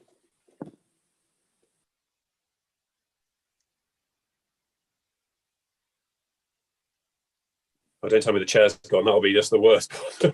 Is the chair there still? we go. Oh, No, it's all right. Chair's still here. Don't worry. You won't get rid of me that easy. Councillor, I'm gonna speak. Listen to hear Councillor Coleman, please. He's waited far too long, and he's the last person who hasn't spoken that's indicated. So, Councillor Coleman, Andrew. Well, I'll try and keep it quick. Yeah, I'm very disappointed to hear that so many people are favouring going back to physical meetings. Obviously, COVID has been a horrible situation, but I see the growth in Zoom meetings as a silver lining to COVID. That there's so many benefits from being able to work online. It means one can attend a meeting in Honiton, and 5 minutes later, one can attend a meeting in South Africa, which would be impossible to do in normal circumstances. I think it's a really retrograde step. If the Labour and Conservatives are getting back together on this, I don't think I'll forgive Labour for it. And certainly, not just the pandemic, which still continues, but we are also in a climate crisis. We're in an energy crisis. We have been told that there's going to be big shortages of electricity and gas this winter, potentially power cuts. The energy is going to be the energy to offices in Blackdown House got to come from somewhere. So what we're going to tell our constituents when we've got the lights on in Blackdown House, but you can't have the lights on in your house. I just think this is such a retrograde step. As for the legality, I don't see the police coming round and arresting the officers of the council. We have found a legal way around it. It's not brilliant, but it's because we've got a government that lives in the 19th century. I also don't think it could be long before we will have a change of government. We have had 2 ministers go in the last 3 days. At that rate, the government will be gone by Christmas, and we might have a completely new legislative situation by January. So finally, 2 points here. It's great to see that some people say, well, the problems with computers and internet connection, but Paul quite clearly showed that people could come into the office and you access the internet from somewhere else, including Blackdown House. That sounds a really good solution. And I also support what just heard, that if there is, I think it's been a great success. There's been a number of disagreements between councillors and the officers in one hand. But when you get a disagreement, just heard, like Sarah was saying, we could hold emergency physical meetings if we needed to. So I just hope people think again. Look forward to what Paul Arnott's got to say about perhaps an alternative. Thank you. Thank you, Andrew. Now, can I just, for Henry's benefit and for everybody's benefit, work through quickly what I think at a high level are the options on the table at the moment? Sorry, Chair, do you mind if I go first? Because I think the proposer and seconder need to hear what I've got to say before we go into that level. Okay. Sorry, Thank I you. was asked to make it clear what we were actually debating, and I thought I was happy to do that. But it's going to have to be changed one way or another, I think, is what I'm saying. It needs to be refined, and I was going to suggest what the wording might be for it. Right. Okay. In light of my position. So, well, first of all, I mean, you heard what I said earlier, but I am extremely concerned about going to a physical meeting situation with the substandard hybrid. And the legalities around the public involvement in that. So on that premise, what I would suggest the proposer, if they're looking to go back to physical, it would be something like this, that the council and all committees and subcommittees and the community grant panel return to physical meetings unless legislation permits virtual meetings. So that's to pick up the licensing side. All other panels, forums and meetings can be held virtually, with democratic services in consultation with the monitoring officer able to convene a physical meeting if required. And then finally, that council receives a report in December presenting a hybrid solution for members to consider. So proposer and seconder, that's what I would advocate from my perspective as the monitoring officer. You put forward as your proposal. And as I say, I would be extremely concerned if that is contingent on having the substandard hybrid. Councillor, sorry, Councillor Skinner. 1 second, Councillor Arnott. Is Councillor Skinner still there? Yes, I'm well here.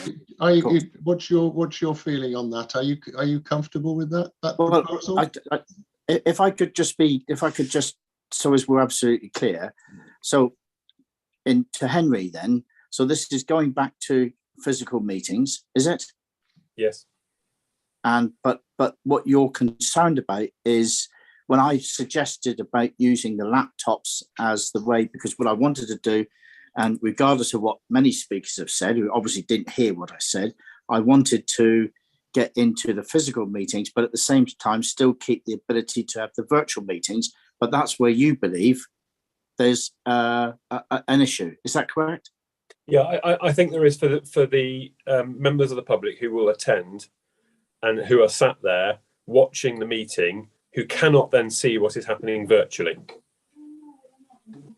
Sorry to interrupt, gentlemen, but could that not just be achieved by a simple use of the screens? Yeah, that's what I was going to say. Well, I think then you get into the feedback, and that's why the screens aren't used, because you end up in the feedback loop, which is why you're on the individual devices in that room. It was the feedback that was the problem.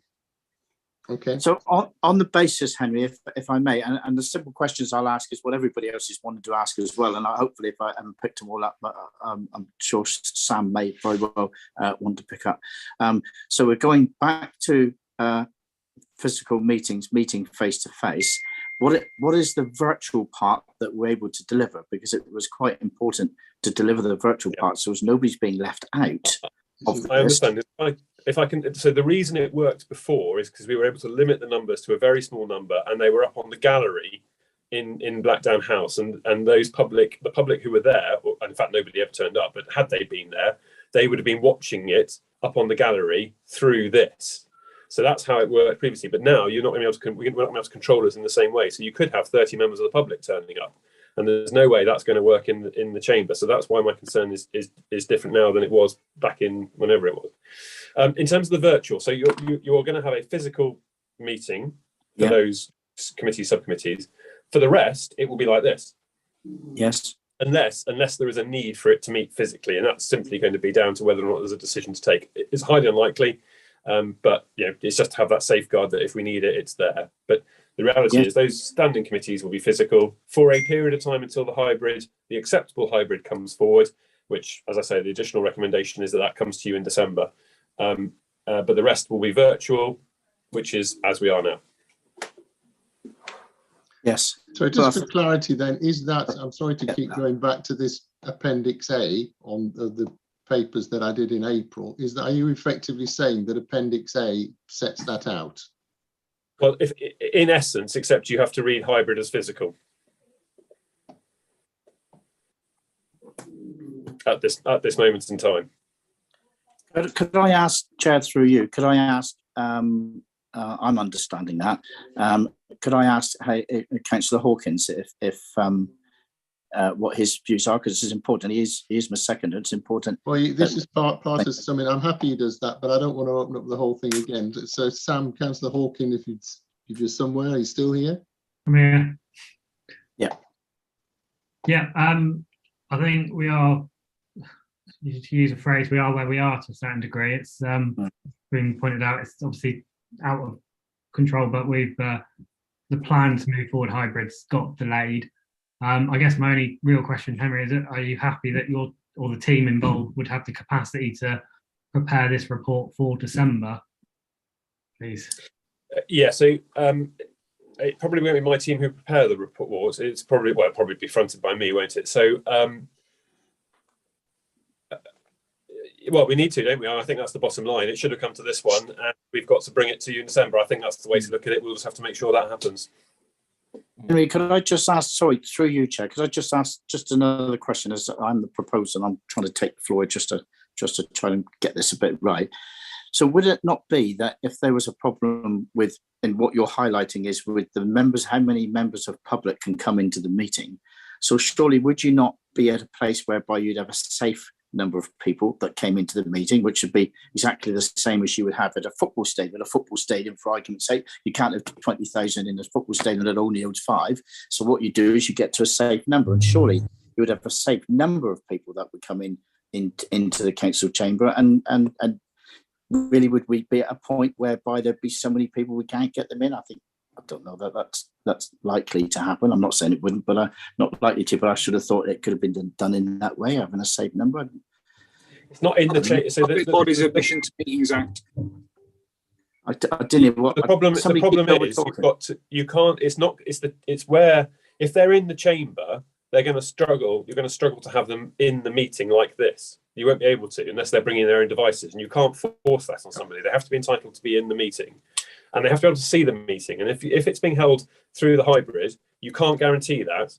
If you put them on the gallery, we can have that gallery as an attendee in the meeting. So they could, but you're very limited. We were able to limit it to 3 from a COVID health perspective.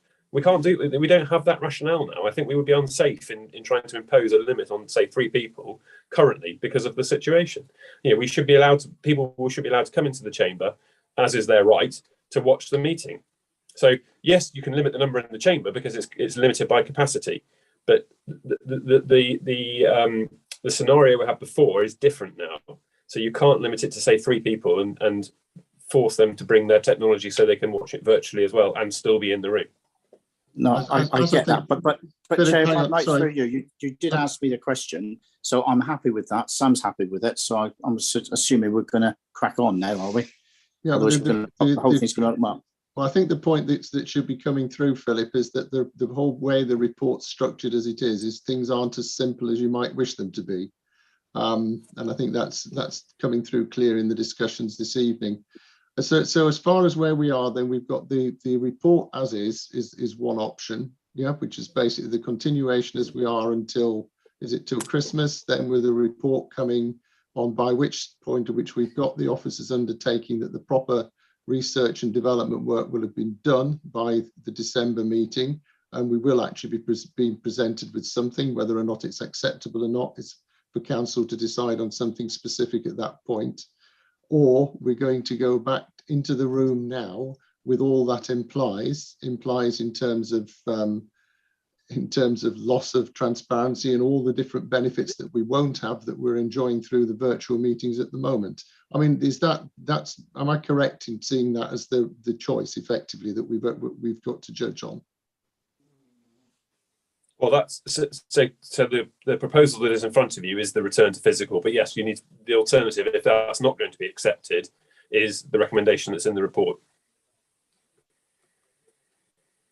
That's about the size of it then. So that's where we are. I've got a whole load of hands. At the moment, I know Councillor Arnott was suggesting he might amend it, but okay. Well, the thing with it is we shouldn't be dealing with multiple amendments at the same time from a procedural point of view. So it all gets very complicated now. But the trouble with it is a complicated subject that would probably have benefited from a roundtable session prior to a formal council meeting to tease out all the various views, as I did, if you remember, back in May time, and that was very valuable. And it made council's discussion more pertinent. So it's quite a. Point of clarification, please. Sorry, I would people please not interrupt us Sorry, Chair, but it's a point of clarification, if you don't mind. Do I guess from the soundtrack that that's Councillor Jackson? Yeah, sorry, it's a drama club upstairs.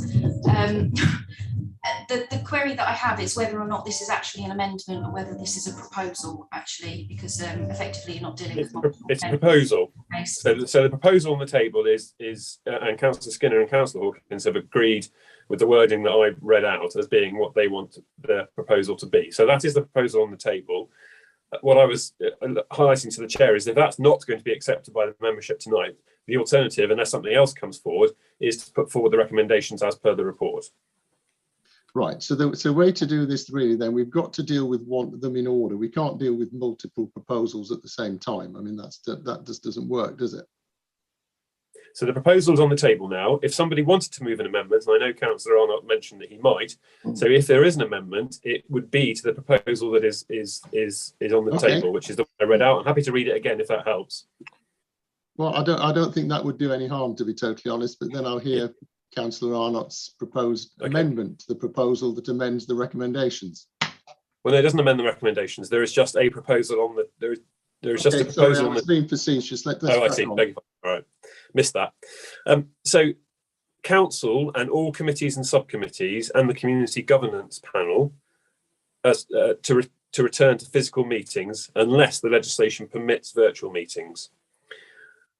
Secondly, all other panels, forums and meetings can be held virtually with democratic services in consultation with the monitoring officer able to convene a physical meeting if required.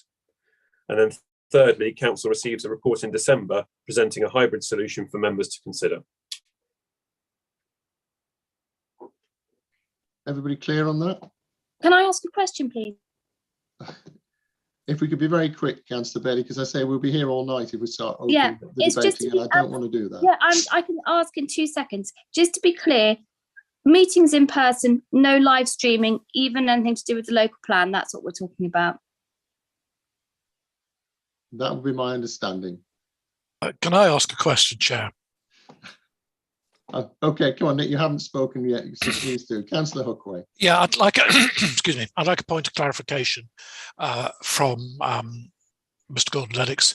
If council decides that we go back to having physical meetings, will those physical meetings be recorded by sound as they were prior to starting the virtual meetings? Because I am determined that there is at least some public record of physical meetings. We cannot have a situation where physical meetings, in my view, are not recorded. So will those meetings be recorded, please? Thank you. So as the report identifies, there has been an issue with the quality of the sound. I know it's been tested today and it is better than it was. I wouldn't say it's perfect, but work is ongoing. But I'm confident that, yes, it will be capable of being recorded as was the case before. Okay, thank you very much. Then Councillor Arnott, then you please bring forward your proposed amendment to Councillor Skinner and Councillor Hawkins' proposal. Yes, thank you so much, Chair. I'll be very brief. I'm indebted to Henry because he was going exactly along the lines. I was hoping for some clarity. I think we've got it now. I agree with your comment. I mean, you know, like Kwasi Kwarteng, do your homework before the meeting is what I would recommend. I don't think we're in a position to make a definitive decision on this, Chair. So I am happy with the principle of 1 and 2, but 3, I wish to amend to make it subject, 1 and 2, subject to the report in December this year. In other words, I think Councillor Armstrong, I very much respect what Councillor Hawkins has said in this. I understand from an AG point of view. Councillor Armstrong and others have made the point, we really do need to find the hybrid solution. And if this is the pressure point, because I think we all want to get there, then that is what we should do. I think making a decision now is, I think if the members of the public had watched this, they would be thinking, how are we getting to this point?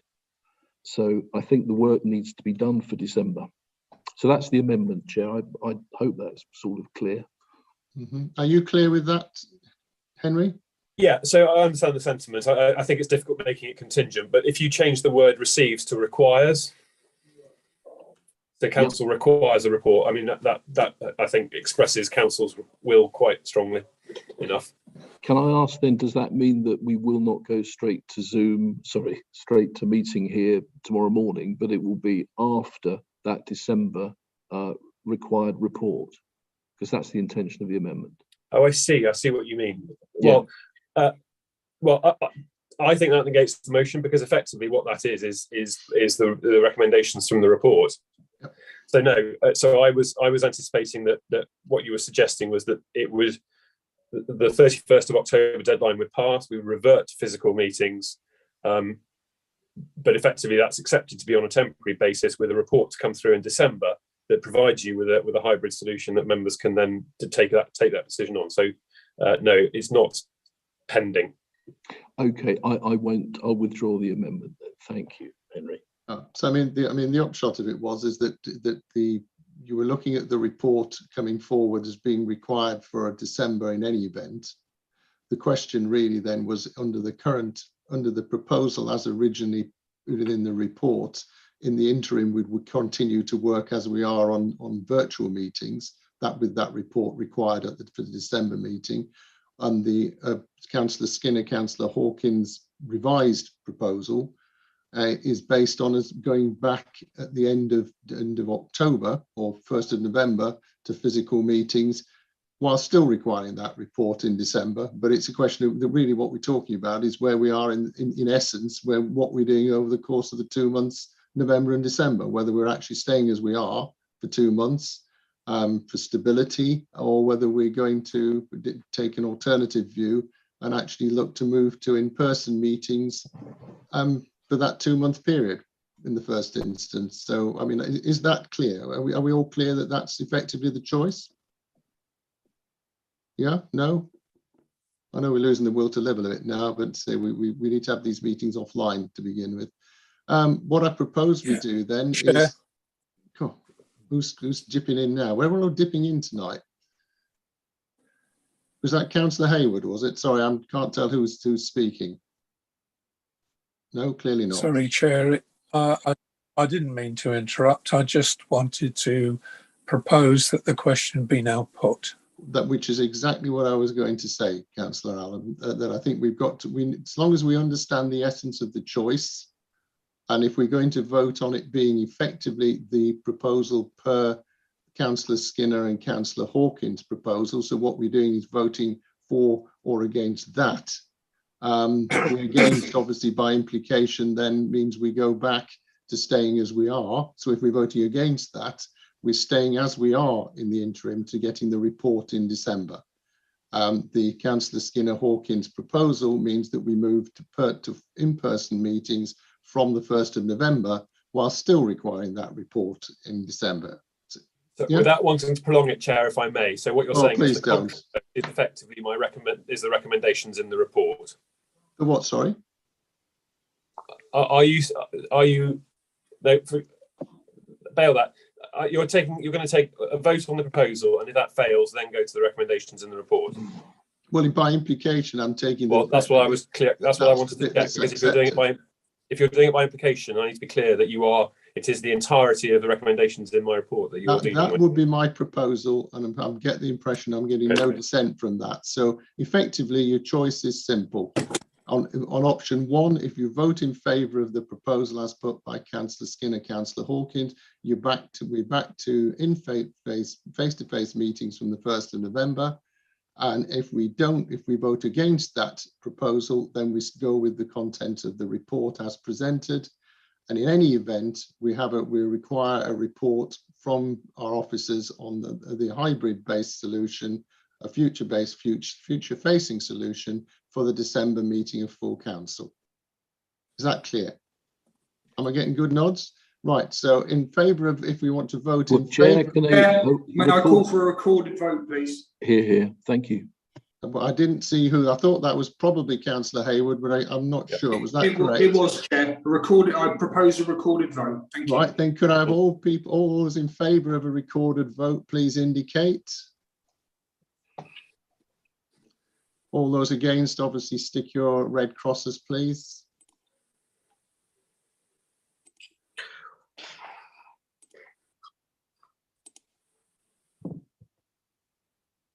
Chair, I've got 35 votes for, 8 against and 1 abstention.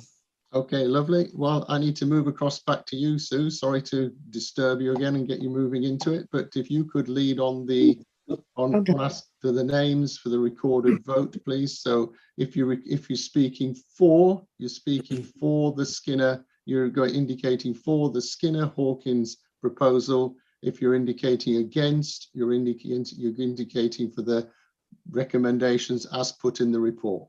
Sorry to labour this, but it's important we get this right. So I want to be absolutely clear. Sue. Okay, thank you, Chair. Councillor Allen. For. Councillor Armstrong. Oh, I'll have to abstain because I'm just too confused, really. Sorry about that. Councillor Arnott. I'd like to abstain, but against. Okay.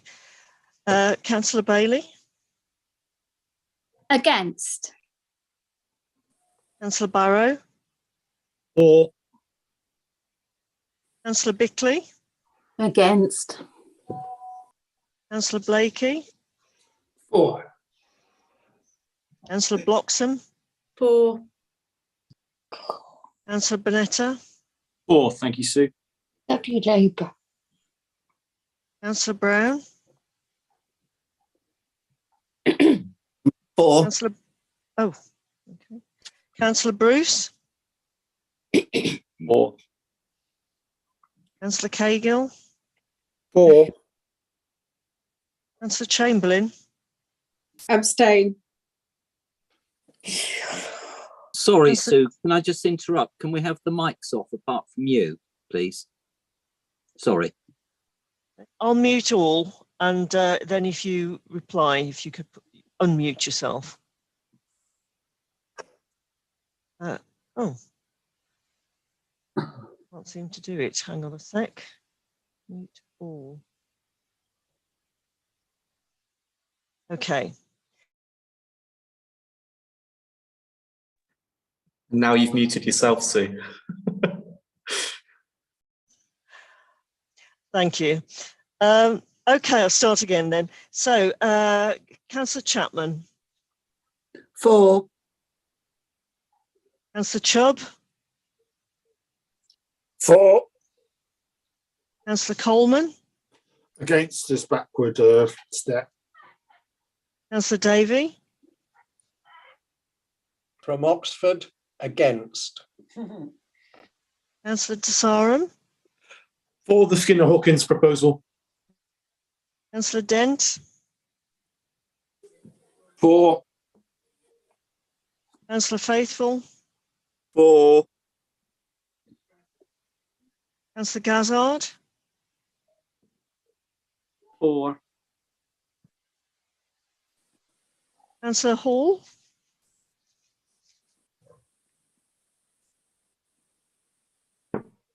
Councillor Hall. Councillor Hartnell. For. Councillor Hawkins. For. Councillor Hayward. Against, thank you, Sue. Councillor Hookway. Against, thank you. Councillor Howe. For, to comply with the law. Councillor Hughes. For. Councillor Ingham. For. Councillor Jackson. Absolutely against. Councillor Jarvis. For. Councillor Johns. Against for the environment and the staff. Councillor Young. For the environment. Against. Councillor Kemp. Against. Councillor Key. For progress. Councillor Lawrence. 4. Please, can we not have the additional comments? Councillor Ledger.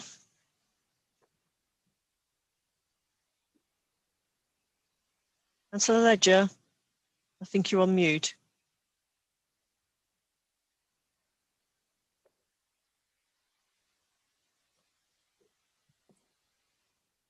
Councillor Loudon. Against. Councillor Manley. Against. Councillor McCollum. For. Councillor Miller. For. Councillor Moulding. 4.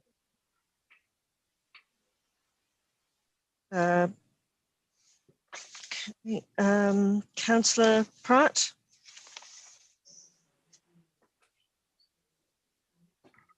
Councillor Pratt. Councillor Rickson. Against. Councillor Rowland. Against. Councillor Rylance. Against. Councillor Skinner. For. Councillor Taylor. Against. Councillor Thomas. I'm going to abstain in the first vote if there isn't a requirement for a casting vote. Councillor Twiss. Sorry, Sue, I just keep getting my mic on. I'm for the amendment. Councillor Whibley. Against. Councillor Ragg. Against. Councillor Tom Wright. For, Sue, thank you. Okay. Bear with me a moment, Chair.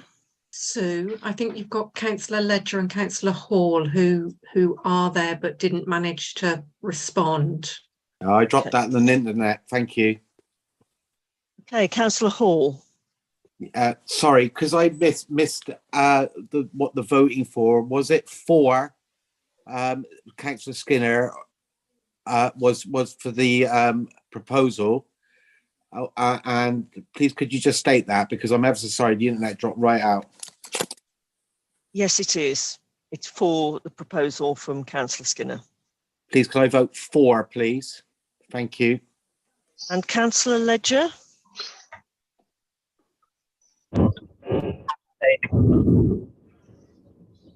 I'm sorry, I didn't catch that, Councillor Ledger.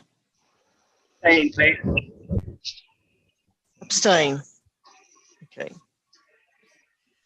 Thank you. Okay. 16.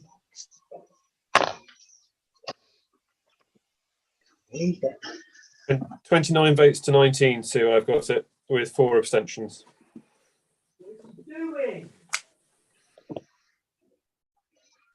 Thank you very much. So on that basis then, the Councillor Skinner, Councillor Hawkins proposal is adopted or recommended for adoption. And I think I'm just going to work out where I am on my page. Sorry, I've just jumped off. So that's it really. Is there any more to add on that item this evening? I think Henry and I need to, no good shaking your head, Henry. You and I need to get together reasonably sharpish and get this thing sorted out with the hybrid proposal for the December meeting, which I'm intending to take a personal interest in to make sure the report comes forward and it's comprehensive for our December meeting without fail. Then we can make a proper informed decision. So what I have next is agenda item 14, which is the motion proposed by Councillor Mike Allen and seconded by Councillor Richard Lawrence. What I propose to do on this is physical meetings.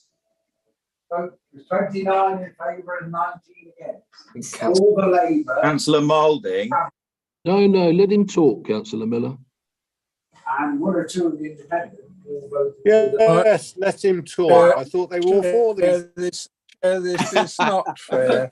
He's being overheard. I think. Well, there you I go. think he should be. Yes. Mute it. Go on, mute it. Officers, mute it, or you let us down. He's letting him sit down, Councillor Ingham. Come on, Ben. Councillor Moulding. So I Yes. should say, unfortunately, you broadcast to the world then, or you may have intended to broadcast. Oh, to there the we are. world. It's okay. So there you go. But anyway, so thank you for letting us know what the result was. I thought that was very helpful.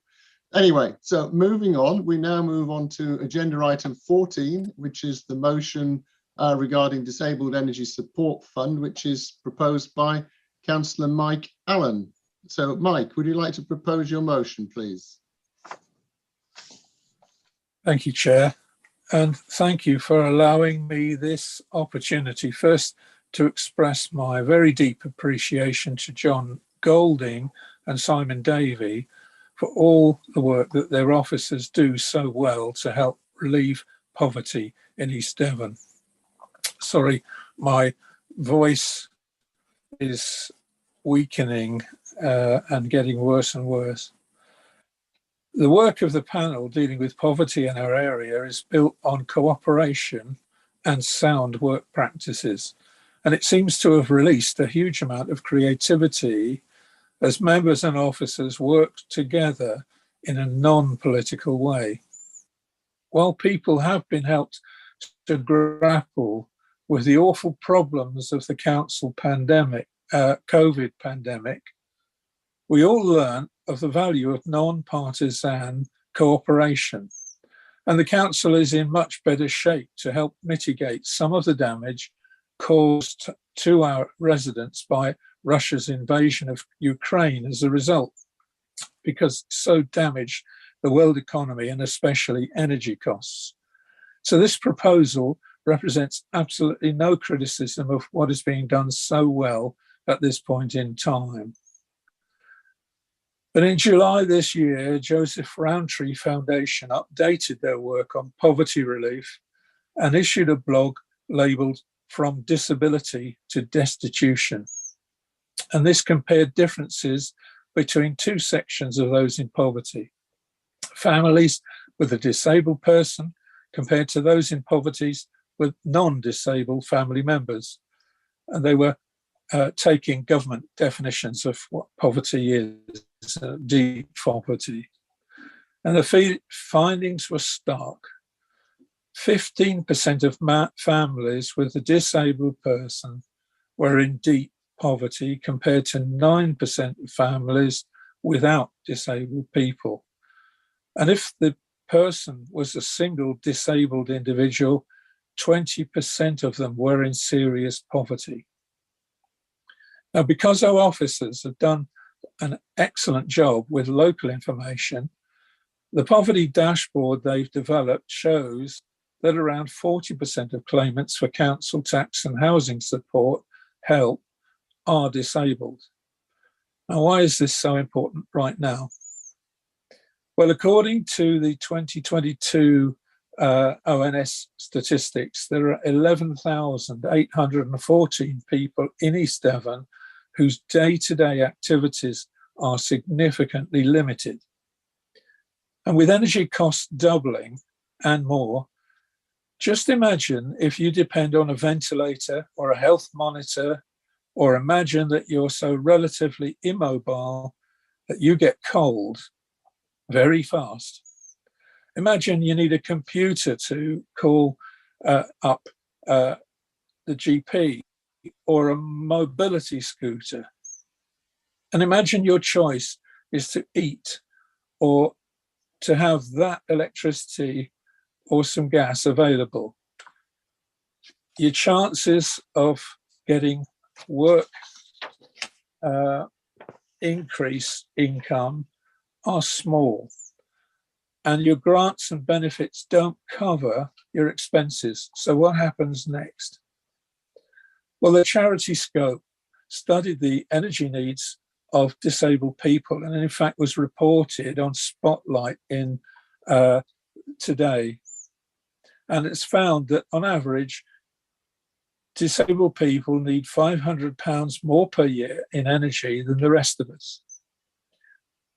Are there any extra funds to help from East Devon Resources? Well, We have some funds that are available in the allocations that have so far been made for housing support.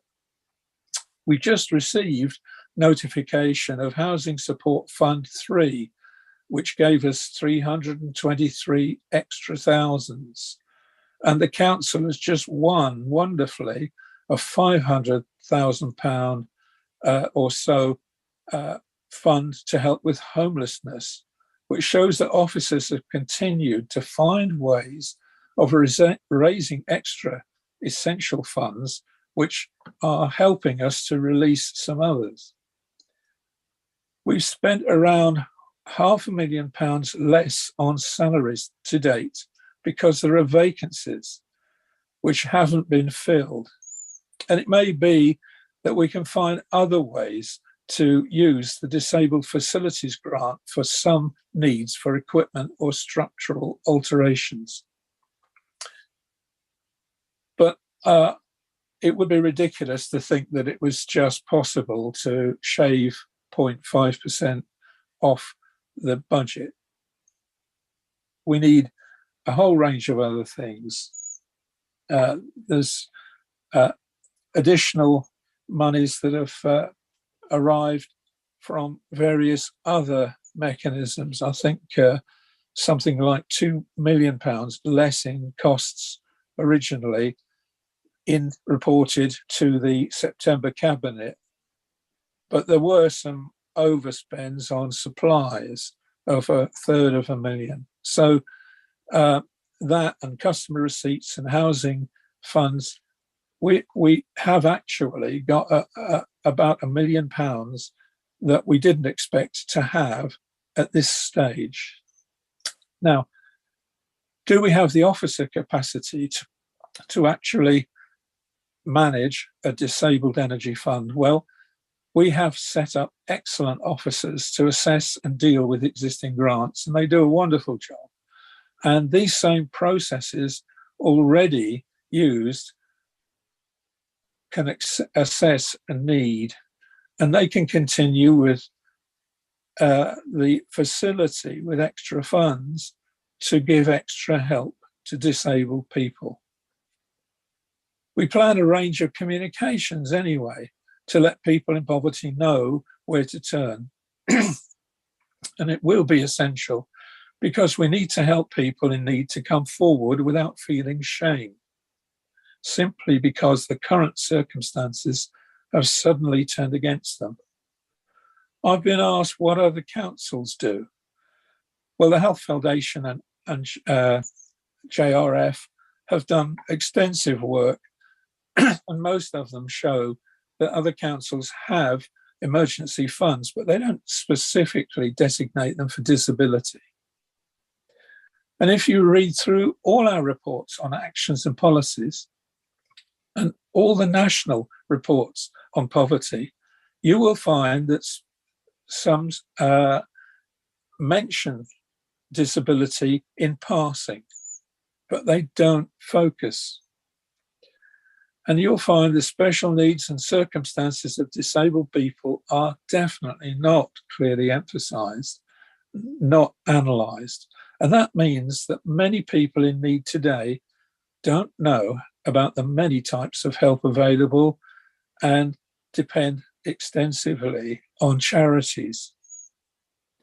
Now, this proposal, I'm sure, needs slight modifications to ask for a rapid decision, either to allocate funds from unspent budgets or to reallocate priorities, or an emergency meeting of overview committee to assess how we can best look at ways to help disabled people in this winter and perhaps beyond.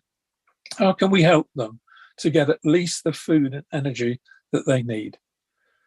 It's not enough to think we've organised everything for the disabled. I've raised this issue at both Cabinet and Poverty Panel over the last month or so, and we need a policy decision before Christmas because that cold is already started and it's going to kill people. We probably need an overview meeting so that officers can propose specifics. We ought to do that because we know what the demand is and we know what the problem is, and we have the means to help our disabled people this winter. So please, let's do it. Just modify the proposal slightly. If Henry can just read out a slight alteration that has been circulated, I'd be very grateful. Thank you very much, Councillor Allen. Is this, sorry, in terms of a slight modification, are you talking about the addition of option 2, the requests and overview committee paragraph? Yes, yes, because I've mentioned it in my speech. I meant to include it in the original proposal, but it somehow got missed off. Okay, so Henry, would you like to? Yep, thank you, Chair. So it is as printed in the papers, but just before the penultimate paragraph, which ends, well, the previous paragraph ends, official disabled status, it then reads, and agrees one of the following 2 options. Option 1 agrees a fund of £300,000 will be made available from the 1st of November, which will be funded partly from an up to 0.5% reduction in budget or by a delay in consultancy projects.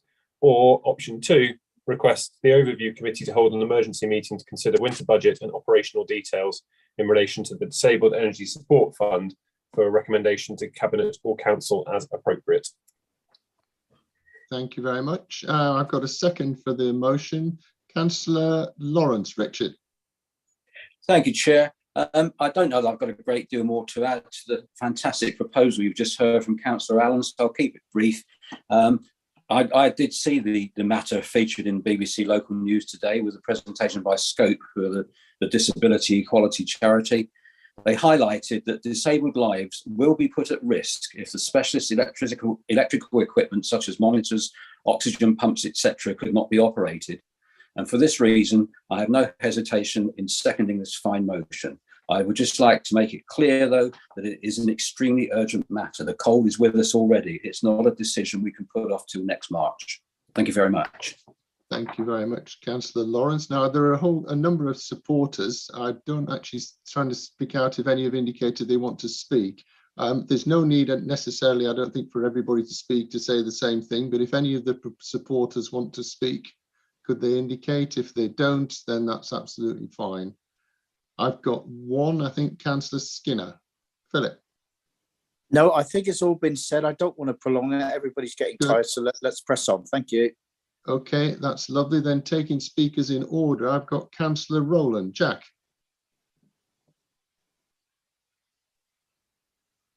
Thank you, Chair. I see Councillor Cahill has got his hand up. I didn't know if you wanted to take him first, if he was going to still speak in favour of Councillor Allen's motion before I came in. So your choice, Chair. Councillor Cahill wasn't one of the original sponsors. I was picking the original sponsors of the motion. That's all. You were then next. Right. God, you don't moan when you've got your place in the queue. Flipping heck.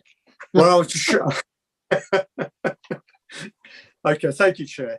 As a starting point, I want to express my empathy totally concerning the intention behind the motion, and for Councillor Allen's commitment to helping residents in East Devon, especially those with registered disabilities, who could well be facing financial difficulties in these difficult times. However, I can't accept the motion as presented for the following reasons. In view of the financial implications of the proposal, I would have expected the move of the motion to have had prior discussions with the relevant East Devon District Council officers. And having spoken to them, no such discussions have actually taken place. Secondly, any additional scheme to be funded solely by this council needs to be properly costed, decisions made on budgeting, and have an accountable, reconcilable system, and adequate resources to administer and deliver, none of which are really feasible by the date that's mentioned in this motion of the 1st of November, which is only 8 working days away. No account appears to have been taken of the existing council tax energy rebate discretionary scheme introduced last month, where the council have already proactively written to residents in receipt of a council tax reduction discount, where the resident is in receipt of a disability benefit or carer's allowance, are not already in receipt of the £150 paid automatically to all those living in properties A to D. The motion focuses on residents with disabilities with certain dependencies, but many of our other residents who are not registered as disabled also face difficult choices at the moment. Due to the financial pressures already faced by this council, the number of requests already in the pipeline that will involve taking money from the general fund reserve and taking that fund down to the minimum level the council agreed as part of the budget plan for this financial year, the ability of this council to assist with energy costs of residents from within our own budget does not really exist at face value. And the help that is needed for many residents in the current economic climate really lies within the gift of central government. All members are or should be aware of the budgetary pressures facing this council, and the information presented by our Section 15 officer, Simon Davey, in his forecast for the next financial year and subsequent years.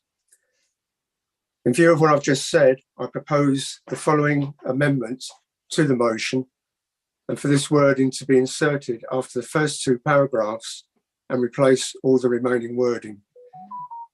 What I'm proposing has been sent to Henry, so he's already in possession of it. The council requests officers to investigate creating an additional discretionary energy support fund based on evidence from the poverty dashboard data and taking into account existing funds and how this additional fund could be financed both from the level of the grants, but also in respect of the systems and staff resources required to design and administer such a scheme. The report to be presented at a poverty working panel meeting for consideration and potential recommendations. Thank you, Chair. Thank you very much, Councillor Rowland. What we have to do, what we'll be doing now then, is we're going to discuss the amendment, the proposed amendment, which is the one proposed by Councillor Rowland. So speakers, please, to the amendment. Councillor Loudon. John. Thank you, Chair. Like Councillor Rowland, Councillor Allen and I have empathy with what you're seeking to achieve, and I believe you come at this in good faith. However, that's perhaps as far as I can go in supporting the motion unamended, because it seems to me, with greatest respect, that you've been studying at the Kwasi Kwarteng Liz Truss School of Economics. They, like you, have brought forward uncosted proposals. And we know where that's led us. That's led the country and them into great difficulties. And as Councillor Rowland has more eloquently said, your proposal brings forward uncosted proposals. They're uncosted in terms of numbers of potential claims, uncosted in terms of the potential fiscal exposure this would give this council. And this is all against the backdrop, isn't it, of this week's Chancellor of the Exchequer. Well, I haven't looked at Twitter this evening, maybe somebody else at the moment, as he's taken an axe to the public sector, as they've done a screeching U-turn, and as they've taken the axe to the energy support arrangements that they had put in place.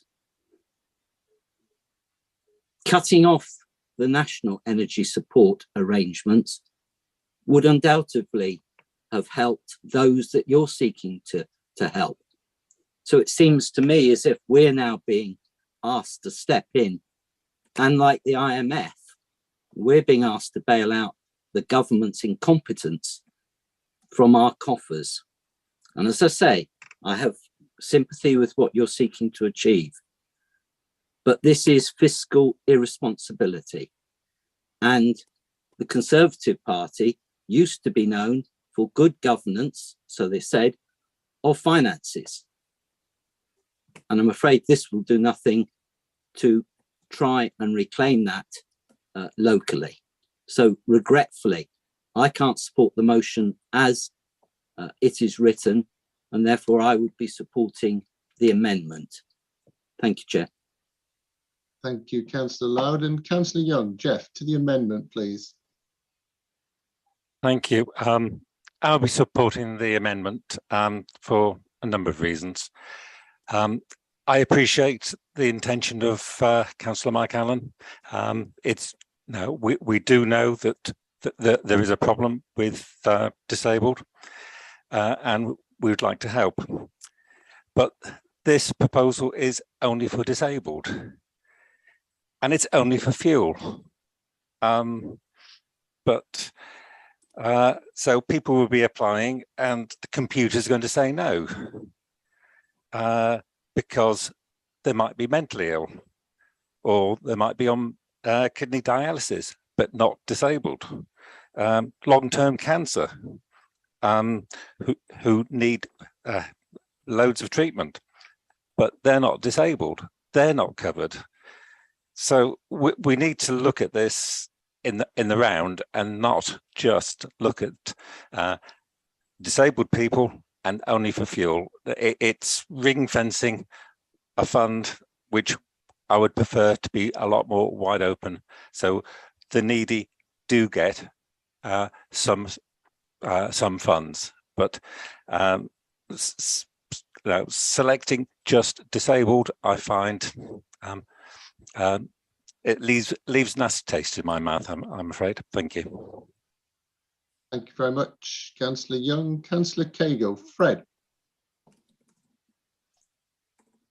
Thank you, Chair. Yes, I've listened to the motion, and I've listened to some of the other comments. And I would just like to highlight some things about disability. Disability, as Councillor Young has just described, comes in all sorts of forms. And I would be very cautious about the criteria of how you would give funding to people with certain disabilities and not others with the disabilities that are not perhaps mentioned in any criteria. So I think it needs further discussion, and I'll come on to that in a minute. But I would just like to highlight something from a disabled constituent of mine who, because the district council doesn't supply that particular that lady with her electric wheelchair, it's supplied by a contractor as funded by Devon County Council. And Devon County Council are shortly about to change that contractor. But this particular lady has got tyres on her electric wheelchair, and she uses she has the care of her husband, and they use a vehicle with a ramp because she's unable to get out of this electric wheelchair. And the tyres are bold, but when she contacted the contractor, they said, "Oh well, we can't supply you with new tyres because they have to come from America." Yeah, I can order something on Amazon and get it in a week. I really don't see what the problem is. She's been waiting for a long time, but it actually stops her from going up the ramp on the electric vehicle. Further to that, her charger for her batteries broke down. She has to borrow a charger to charge her batteries on a wheelchair because she hasn't been reissued with a new charger. So, it's not just about money for these people with disabilities. It's all these things have other implications, whether it's East Devon District Council looking after disabled people, or whether it's Devon County Council looking after disabled people. There is a wider aspect to how we look after our disadvantaged and disabled people, whether they've got physical disabilities or mental disabilities. Now, perhaps this motion could go to overview and be further discussed there before, and perhaps come back to the table, because I do feel this needs some further discussion. Thank you, Chair. Thank you very much, Fred. Councillor Bailey. Jess. Thank you, Chair. I think the motion I would describe, I think it's very well intentioned, but it hasn't necessarily been completely thought through, possibly.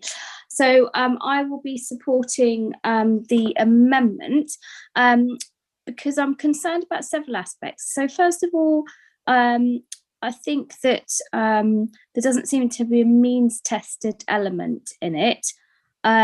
Second, I'm worried about the reference to taking funds away from consultancy projects. And I would not want to see funds taken away from, for instance, the Verita consultancy project. And I'm also concerned about children and food poverty. And I believe that last month, a quarter of families with children experienced food poverty. So I'm kind of worried about the whole issue of poverty.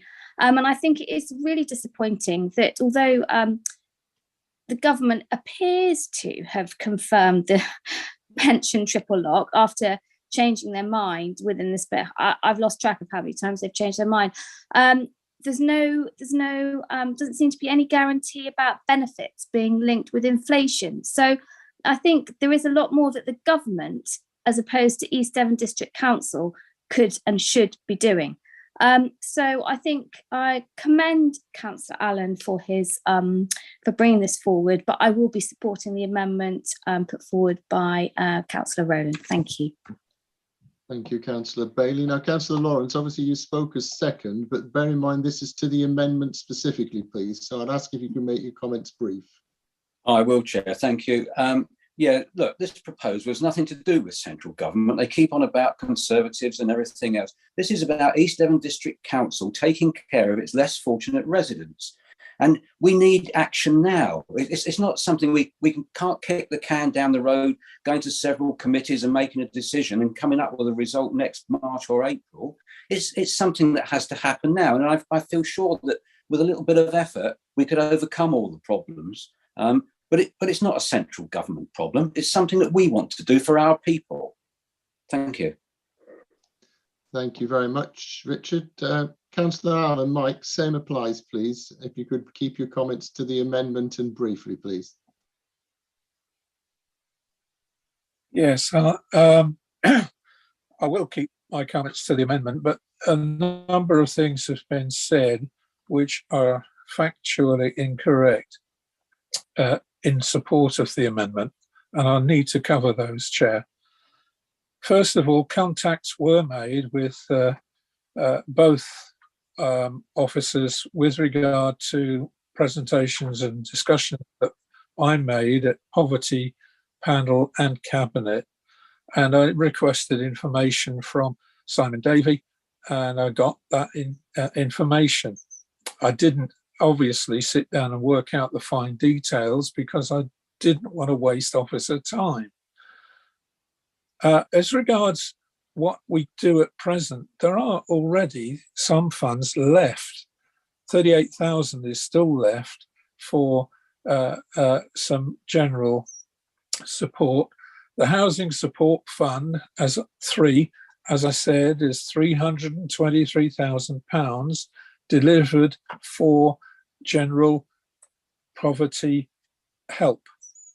We already have other mechanisms in place already in the Poverty Panel to deal with a lot of the normal difficulties like council tax relief and so on.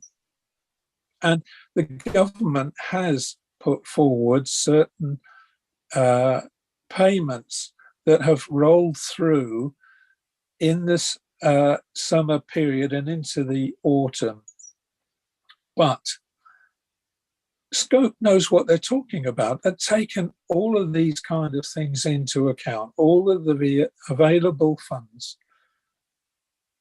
And when you look at it, you can make jokes about Hunt's cuts, and the problem with that is, if you really have sympathy, that doesn't cut. It doesn't heat homes. It doesn't move wheelchairs. And frankly, this is an amendment which is a wrecking amendment to try and stop what we have to do now if it's going to make any difference. I went to look at the September Cabinet financial information that was already presented to Jack. Jack presented, or at least Simon Davey presented this information. And we have a favourable situation of £1 million in that report. Now, are we really saying that in amongst the monies that the government's given us, 823,000 more money to cope with existing problems, we've got our own funds already set aside for everybody as best as possible? What we're really asking here is, out of the monies that we do have, surely we can come up with some funds to help these people that Scope has clearly defined, and so does Joseph Rowntree Foundation. And so do, Michael Marmot, who looked at the whole of the situation in the NHS, has also turned around and said it's disability which is the Cinderella of all of these support measures. Do you really have enough sympathy to put your hands in the pocket and start helping? That's what this motion is about. And I certainly don't appreciate the substance of Councillor Loudon's comment about fiscal exposure and uncosted claims. I've been through our budgets very carefully, using data that came to Cabinet, and the 300,000 was carefully costed. And as far as I'm concerned, it's perfectly feasible with our existing mechanisms, without any extra staff costs. It's just a supplementary option when they do their financial analysis of people. So this amendment, please kill this amendment and let's get on with actually helping people now, not waiting. Thank you, Chair. Thank you, Mike. Councillor Armstrong. Megan. Oh, thank you, Chair. I've just been writing a few notes that may be a bit mixed up. I'll try and clarify them as I go along. As Councillor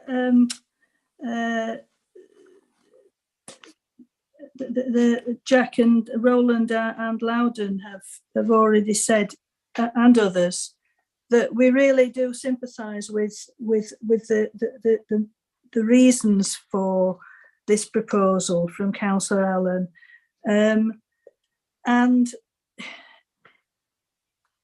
but I do agree with everything that Councillor Rowland particularly has said about his amendment, and I have some concerns from what he said and from what others have said. For example, at Monday's Poverty Working Panel, it was quite clear there was quite some time spent by officers from the finance team who deal with all these grants and benefits that do actually come from the government. And my own view, as you probably know, is that the government should be addressing this directly and not leaving it up to hard-pressed local authorities to sort out the problems that they're not tackling. I'm sorry, I do hate to bring in national politics about this, but it's a fact that this is where the money comes from, and they need to be providing more, not just for the disabled, but for everybody.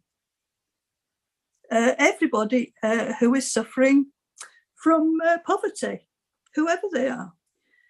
But it was made clear by officers at Monday's poverty working panel that, you know, the grants that are being used, the household support fund, the discretionary funds are available. They are being done now. So when Councillor Lawrence says we need action now, action is actually going on. It's been going on for months. And they're doing it all the time. They're just, as Councillor Allen has already admitted, the officers are absolutely overworked with all the grants that are coming through from government and having to administer those grants. So things are happening now. I think we were told at the meeting that everybody who had a disabled person or a carer, the majority of the awards, the discretionary council tax energy rebate, the majority of awards made to households are made to households where the resident is disabled and or a carer. So that was made quite clear. I wrote that down from the poverty working panel meeting on Monday. Sorry about this, Chair. I'm just quickly looking at my notes. So they've all been sent letters about that. They're all aware of it. The finance team are more than aware of the disability issue. And it's essential that when we look at something like this, that it's done properly. It has to be, as Jack says, it needs to be properly costed. And you know, we could all think of different groups of people that need this money. And I think we have to do it step by step, bearing in mind that these people's issues are being addressed at the moment. They have been addressed for months and months. Perhaps not as much as we'd like, but they are being addressed. And we need to do it properly and in order. It does disappoint me, and Councillor Allen has tried to explain just now that he did discuss something with officers, but it sounds to me as if that was more of a fact-finding mission with officers rather than actually the proposal that is put into us tonight. And I think it would have been helpful if he'd have talked to officers in more detail about this, so that they could give their professional view, and they could have told him, you know, what the situation was now. And Councillor Allen was at the meeting on Monday, so you will have heard a lot of this. So I just really feel that I have to support the amendment, because I think it just needs to be looked into further. If we were not doing anything now, and we were starting from scratch, and we didn't have any money anywhere coming in to help these people, that might be a different matter.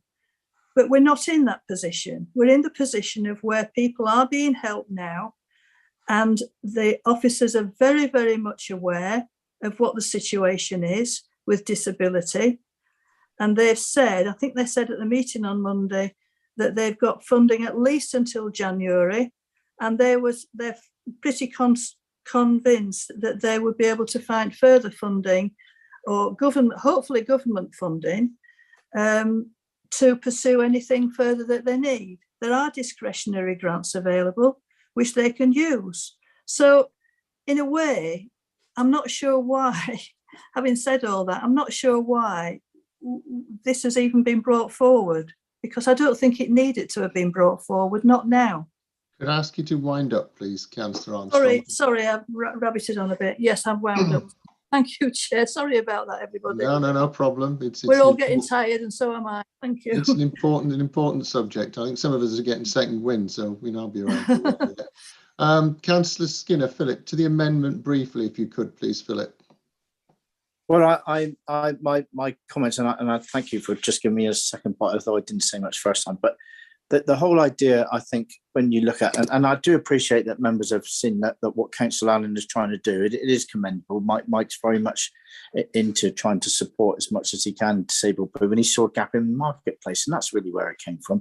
I won't move into the party political broadcasts that many other members seem to want to get involved in. I want to focus on East Devon District Council and what we can do. And this is an amendment about something that he thinks he can do. And the idea of this to take it to the overview committee was somewhere where it can be debated and focused on, and have a look to see whether or not the particular findings that Councillor Allen has come out with, that there is a gap in the market but getting funding to people with special needs for electricity supply for those particular products that are needed.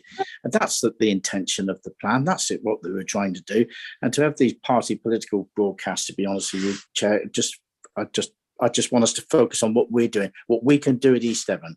And that's what I want to do. And I shall be supporting Mike's motion. I think it's a really good idea, taking it to overview, and let's have a bash out there and see what we can do. But give it some urgency. Go from there. There will be the amendment determined first, Councillor Skinner.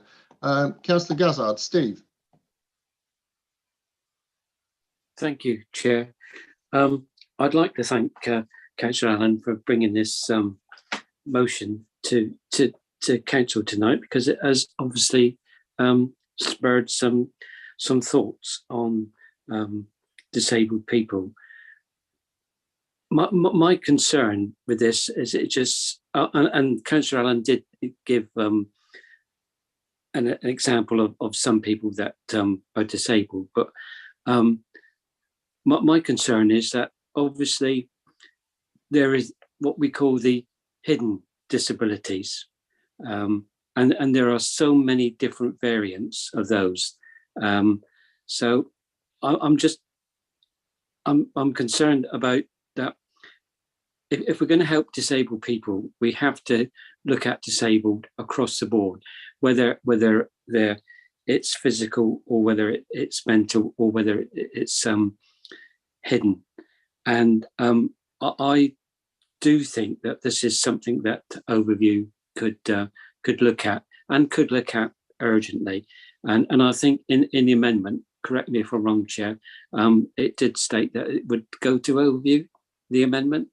I think no. But actually, the amendment we're looking at the moment is the one from Councillor Rowlands, which requests officers to investigate creating an additional discretionary energy support fund based on evidence from the poverty dashboard data and taking into account existing funds.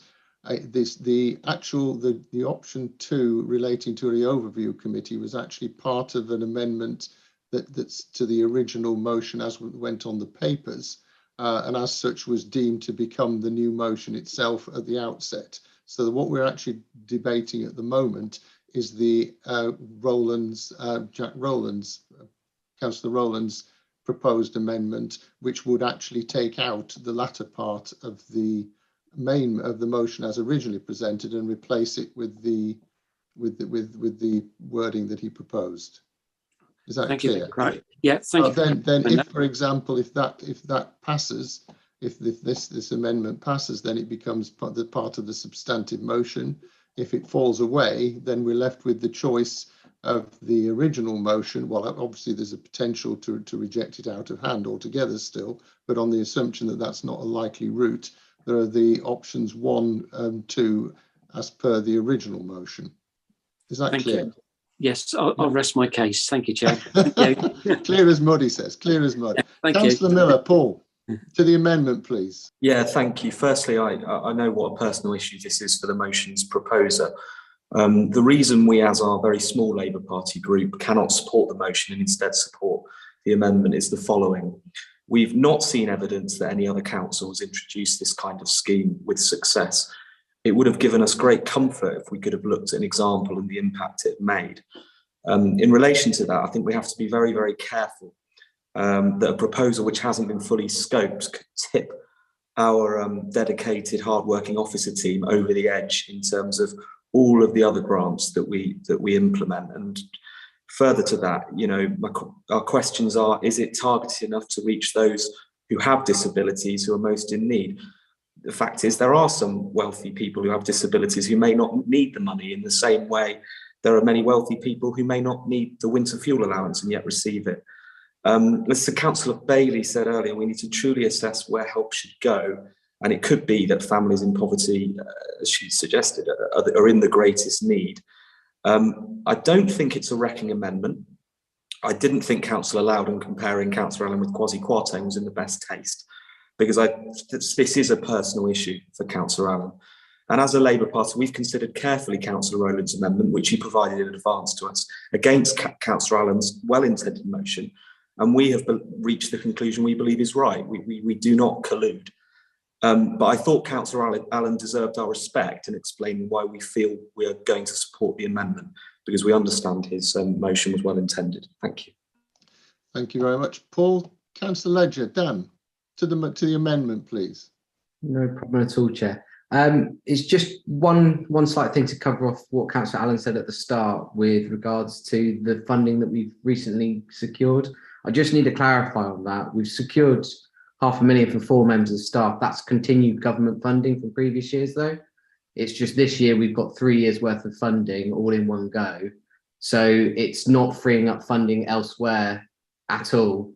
All you would be doing if you were to take that funding away is removing 4 members of staff that are truly dedicated to homelessness reduction. And then we get into an argument of which the council wishes to prioritise. Is it the disabled or is it the homeless? And I don't think any of us tonight wants to get into that. I just want to reflect on the poverty panel meeting that we had earlier on in the week. Jack stated out some figures, but 41.5% of all claimants of that fund are registered disabled. We are handing out funds right now. Libby is doing and her team are doing an absolutely fantastic job in getting that list down to a workable number, to then follow that up with phone calls so that we are ensuring that the people that need it most, including those that are disabled, are getting this discretionary funding. We can look, and I'm sure everyone here will look at wanting to increase that. And if there is capabilities of doing that, I'm sure Simon can indicate that to us. But tonight I'll be supporting the amendment raised by Councillor Rowland. Thank you very much. Thank you very much, Dan. Councillor Rylance. Eleanor, again, to the amendment, please. And thank you, Chair. So I will be brief. I will also be supporting the amendment, and for this reason, because although many disabled people feature heavily in the group of people who are poor in our society, but the reverse is not necessarily true. Being disabled doesn't necessarily mean that you're poor. It just means that it does make life harder, but it doesn't necessarily mean that you're poor. So if we were to target money specifically at people who are disabled, we would probably be mistargeting it to a certain extent. And I'm much more comfortable with targeting it at people who really need the cash through all our officers working on poverty, on tackling poverty reduction. And so for that reason, I will be supporting the amendment, because I can't condone taking away money from essential services that are going to everybody, including disabled people, including poor people, which is what this motion is proposing, and also very, very abruptly changing a budget that was very carefully laid down quite some time ago. Thank you. Thank you, Councillor Rylance. Very briefly, Councillor Johns, and then would Councillor Rowland, do you need to sum up your amendment, or are you happy to roll with it after Councillor Johns? I think I've covered everything I wanted to say. And thank you very much. Thank you. Over to Councillor Johns. Thank you. Councillor Johns. Vicky. Thank you, Chair. Basically, I support Councillor Rowland's amendment. I understand why Councillor Allen has put forward this motion, but I am curious as to why he didn't put the motion forward either to the CEO, which is the normal route of call, I believe, and also to the officers, who I believe Simon Davey and John Golding are actually in the meeting this evening. I thought that the general, the rule of thumb, as it were, is that you had your motion, you went to the officers in charge of that particular area and asked them for their opinion, their views, etc. And then you bring the motion to full council with everything backing it and supporting it. This seems to be something that's very much, no disrespect at all, I understand exactly the reasons for it, but it seems very off the cuff and it's a very emotive subject, full stop. But I will be supporting Councillor Rowland's amendment to this for the reasons already put forward. Thank you. All right, thank you very much. Then what I'd like to do now is move from the chair that the amendment is put. So effectively, what Councillor Rowland's amendment, if you vote with a green tick now in support of that, or a red cross against, in the event it's carried, then it becomes part of the substantive motion. If it isn't adopted, then it falls away. So if you could vote now, please.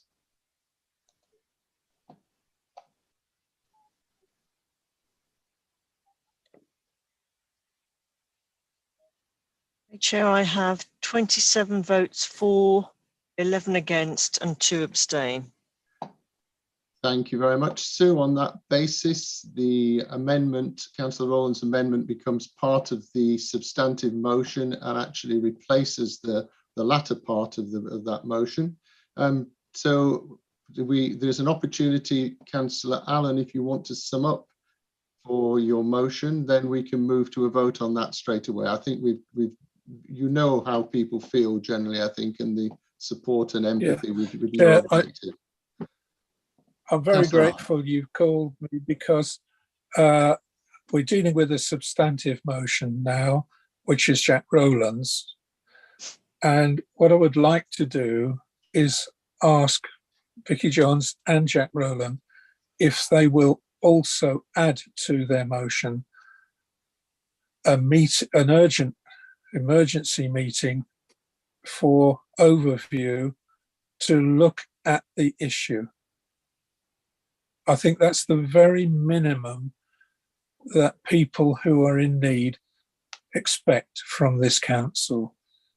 Please, could you just amend your main motion? Your choice. Please, could we look at this urgently in overview? I'm sorry to cut across, Councillor Allen. I mean, I think that's actually very constitutionally difficult, because actually we have already adopted the amendment as part of the motion. Effectively, you know, the boats sailed, for want of a better analogy, I'm afraid, on that one. So I think that's nothing to say. Hang on, there's nothing. If I may come back. Well, not for a second, no. What I'm going to say is there's absolutely nothing to say. If you look at what they're actually proposing to do, they're looking to, the proposal now looks the report to be presented to a poverty working panel. And I would imagine then that has to go through to Cabinet or Council for ratification or debate to come to a conclusion. So I don't think it necessarily slows anything up. I say anyway, but so if I could, Councillor Ledger, unless it's something particularly urgent and relevant, I'd rather go ahead with the vote. It was just to try and please Councillor Allen a little bit better. I'll speak with officers and try and get that poverty working panel done as quick as possible after receiving advice from officers. That's very helpful, and I do appreciate your intervention there, Councillor Ledger. Much appreciated that. So the motion. Thank you, Councillor Ledger. The motion as amended will now be put, please. So all those in favour of the motion as amended, with the introduction of Councillor Rowland's amendment, please vote with your green ticks. Those against with your little red crosses, and any abstentions with the yellow hand, please.